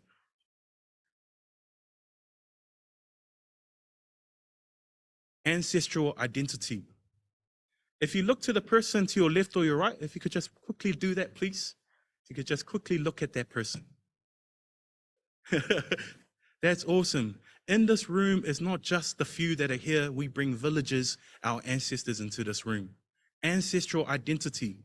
I represent the manifestation of all my grandparents. I am here because of all the great work they do. But often in these spaces, we come as individuals. When you look at each other, you see millennia of people.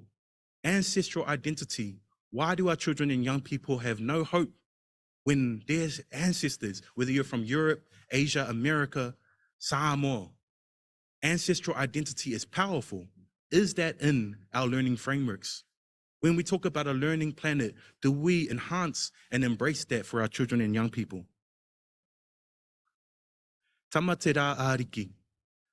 Tamariki is the word that we use in Aotearoa in Māori for children. It comes from the word tamatera, children of the sun, ariki, of chiefly and great status. Ancestral identity is that our children understand that they have their inherent and intrinsic value, that they do not become valuable because of the learning or the education, that they do not become valuable because the people around them, they are intrinsically, inherently valuable. That is what we were trying to achieve when we signed up to the United Nations Convention of the Right of the Child, that all children and young people have a right because they are inherently, intrinsically valuable.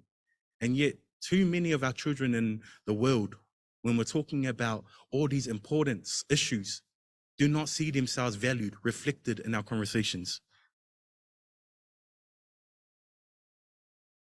Sorry. Act intergenerational. The reason why I started speaking from that place is because one of the challenges we have when we talk about towards a learning planet is whether we're actually acting intergenerationally or acting within our generation. Many children and young people have the solutions. They are wise. They have the ability to give to us the wisdom and knowledge we need to design and develop activities, action, and programs. But too often we wait for them to be involved at a later date. Act intergenerational is an important aspect and framework for the thinking that we need to incorporate and adopt. Within ASPE, 10 years ago, I stood with Jose in the back there in Myanmar, invited by ASPE to participate in its youth constituency conversation. 10 years later, we are here. 10 years ago, we were celebrating ASPE's 50th year. 10 years, we are here celebrating ICAE's. We were young there, much younger. We have grown. But one thing that is very specific and certain is that we would not have been able to act, not be able to participate if the elders and those around us with the wisdom and the knowledge did not embrace us in the solution building 10 years ago. We would not be in this room. ASPE has shown commitment to Pacific peoples and to young people to ensure that their voices are heard in the solutions that are needed for tomorrow. Act intergenerational. I stand here because Robbie was my facilitator 10 years ago at my first BLDC. He facilitated sessions alongside Anita, Boka, and Fea that made me understand what the Sustainable Development Goals are, the challenges and the issues. I was able to go back home and incorporate that in the work that I do locally. Act intergenerational. The youth constituency then led to the youth action research that ASPE has done over the multiple years since then. And I want to acknowledge Priyanka and the team that facilitates the youth action research for ASPE. They do have a session later on that you can join if you'd like to understand what youth action research is and how you can use that within your space. But I just wanted to take that conversation about artificial intelligence. It is not the threat. It is only the threat when our children and young people become dependent on that, but are not engaged in the communities around us. In the Pacific, one thing that has always been strong, regardless of colonization and the different challenges we face, has been our village movement, that our villages are intact, that we are talking to each other and understanding and using critical thinking to understand what is going on. But you saw that big blue ocean, that is a large space to be caretakers of. I wanted to speak to the fact that ancestral intelligence, ariki, action, acting intergenerationally is the solution to many of the challenges we are facing. When we talk about towards a learning planet, are we talking about learning with our children and young people? Are they visible in the actual activities and programs that we talk about? We are all adults here. We all have children in our space. I want to finish off with something that we're doing right now in Aotearoa, New Zealand. As a representative of the Children and Young People's Commission, our Chief Children's Commissioner initiated a survey asking one question for children: what is most important to you? We are getting responses from across the country. But one thing that became very obvious is that even the people working in human rights, child rights, youth development, they said it was the first time they'd asked their child that question. And I found that interesting because we are so consumed with this work. We do it for other communities and other families. How often do we do it with our own children? How often do we sit down and have these conversations with our own children? And I say that as an advocate for children, as we go through a period in this world where children across the world are really struggling and suffering. Are we having those conversations with our own children? Te waka kia rite hoe ana te waka mai te upoko ki ngā hau e whā te waka kōrero, te waka whānanga, te waka whakamana mō ngā mokopuna, mō ngā tamariki kātūranga tira. To finish off this, I'm wearing these beads because they are speaking beads in my people's culture. I want to gift these to Robbie, who was my mentor and facilitator at the BLDC 2013.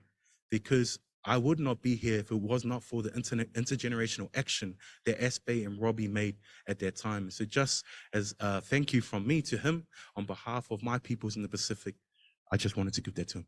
Kia ora.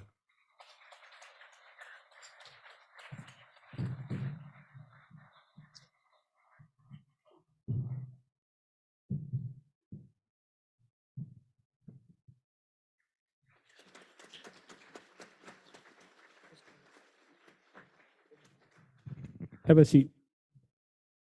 Shoo.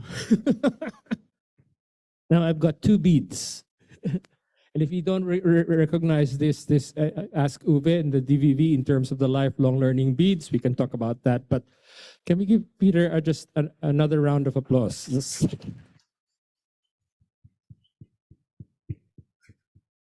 We have a few minutes. Sometimes I think to reflect rather than to ask questions, but are there any questions? So what we'd like to do is just to have a few questions from the floor. As I said, there's lots of opportunity, and again, now all of a sudden the program makes sense to see that Alex will be in workshops. Peter talks about the work Aspe does, and we have a workshop on youth action research.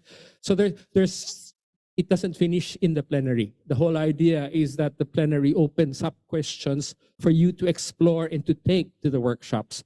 But if there's any burning question or even just a statement and that you'd like to say, or a song you'd like to sing to respond to Peter and the thing, and anyone. Oh God.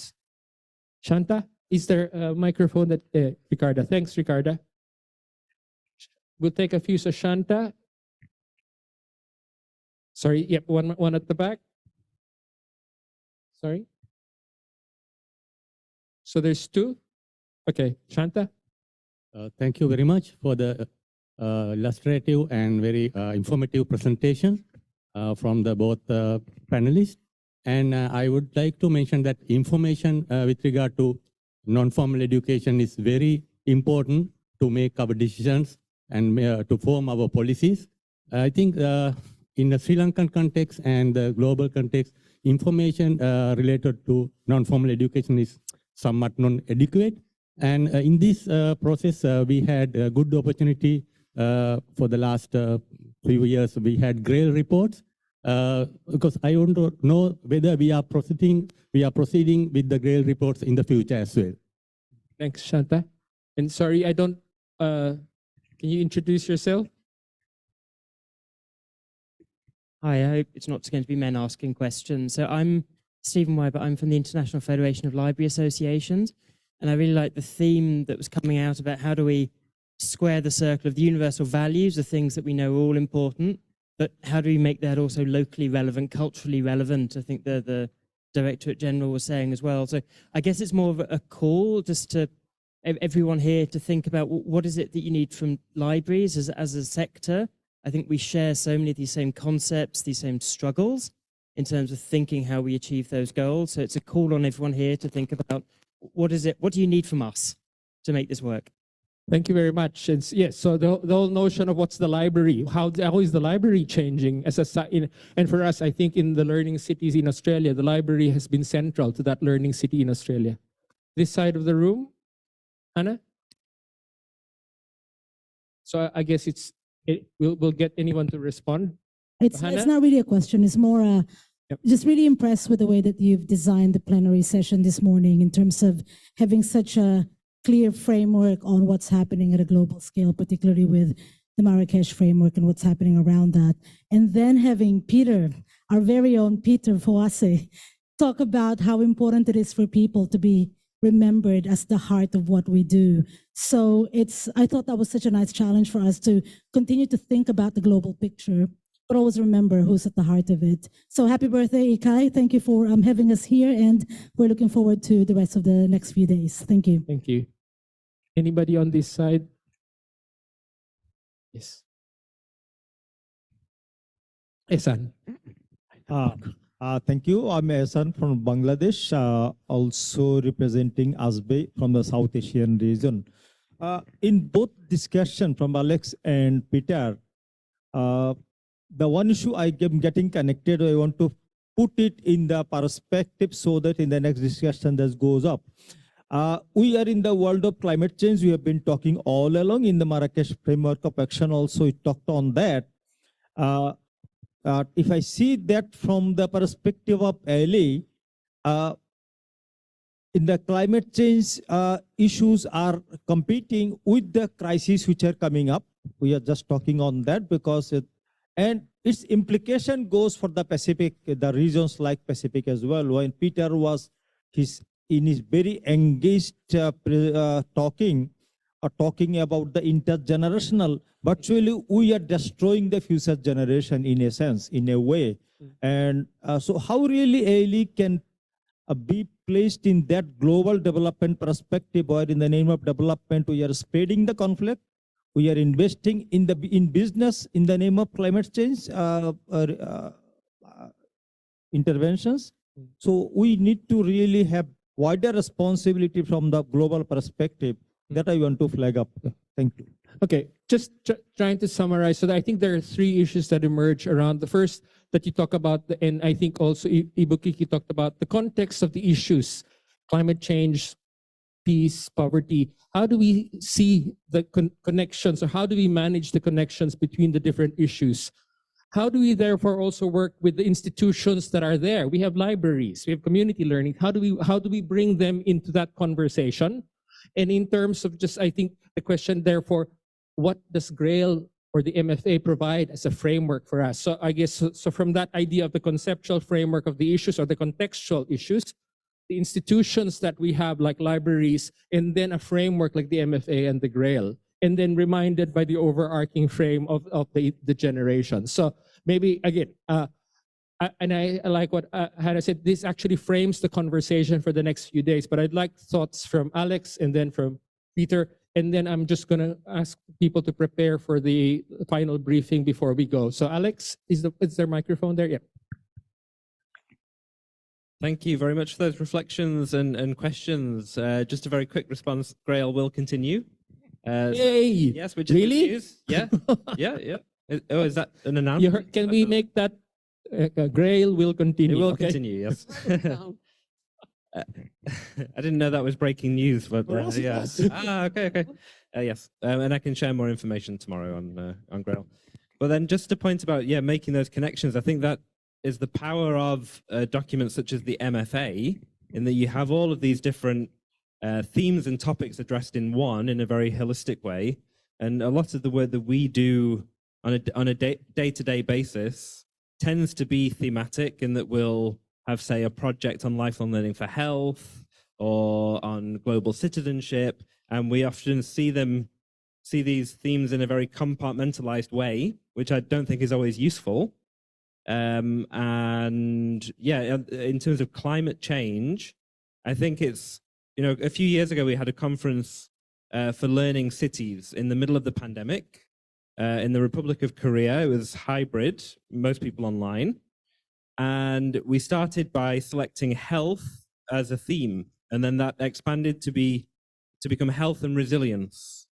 And then we realized we weren't just talking about health education and health outcomes and learning for health, but rather how so much learning that is done at the local level is about improving well-being as well as health.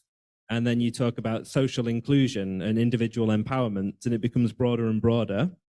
And I think that's the case for climate change. It's not like we can deal with climate change as one item on an agenda. It's all-encompassing, touches on all aspects of learning, and that, I think that conversation will grow. But maybe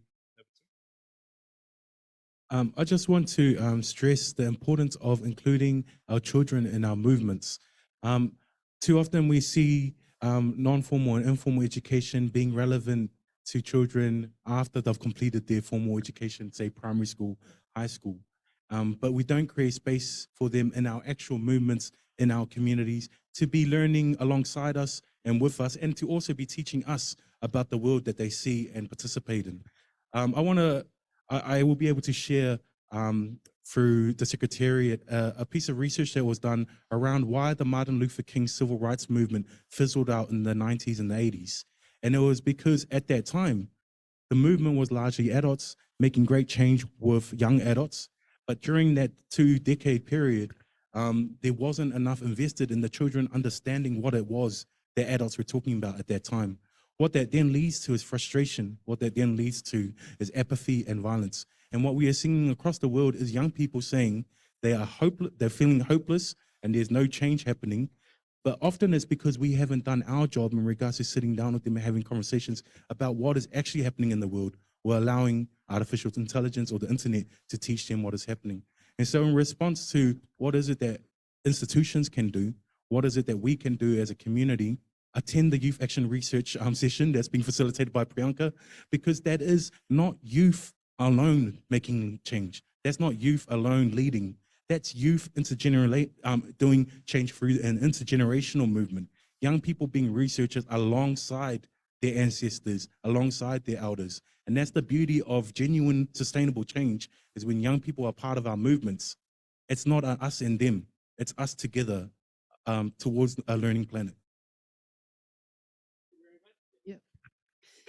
So finally, at the very end, a round of applause, and I'd like Katarina to formally thank them. Katarina. At the very end of this session, I want to say big thank and to say that in these 3 presentations, we got the whole cosmos of adult learning and education, international policy, and then national governments and their plans and what they do, and then of course civil society and the traditions that we carry with us. It was good to be reminded of all of that. That's the complexity that we work in, but this is also the chance, I believe. So it was great to have these different perspectives, and we want to express how thankful that we are for that. So I would invite you to come here to get a small gift from us. So Alex, it was great that you reminded us of so many things that we have been doing together. We're still doing them, and I hope it will continue in the future. And it's great that you reminded us that we, although from different perspectives, but we have the same vision, the learning planet. Thank you very much. So this is the Serbian heart, now the big one, to remind you of everything we did together and what we plan to do. Oh yeah, okay, a photo.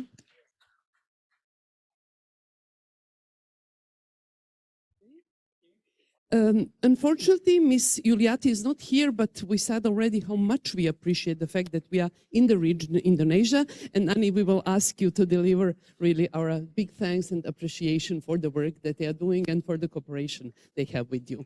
Yes, step for her then.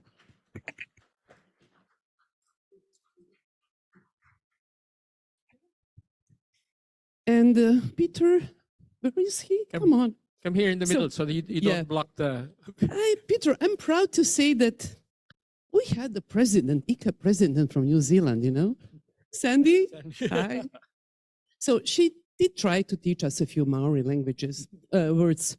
We were not really good in learning that, but the appreciation and respect for what New Zealand brought us through Sandy and now through you, it remains very much in our hearts.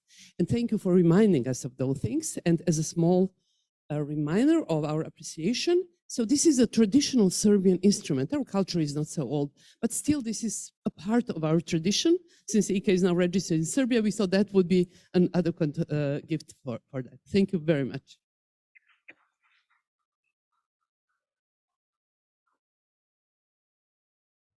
Thanks. And then for the final words, I think we go over to Ricardo. So before we have the lunch break, Ricarda and Nani are having announcements to help, because we won't see, well, we hope we'll see you, but it's just that after lunch, you go straight to your visits.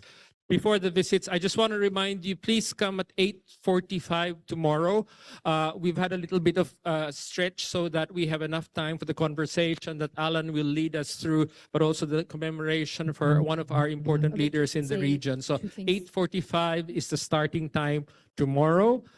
You can save the party for tomorrow evening and the next evening. And so I just want to thank I'm just going to close this session and pass on. And I'd like to thank you all for a wonderful morning, for setting the scene. As I said, we've arrived in place. We have the passion and the purpose. And I think the program is growing more organically. I just, again, it's suddenly coming together. The opportunity to frame things today.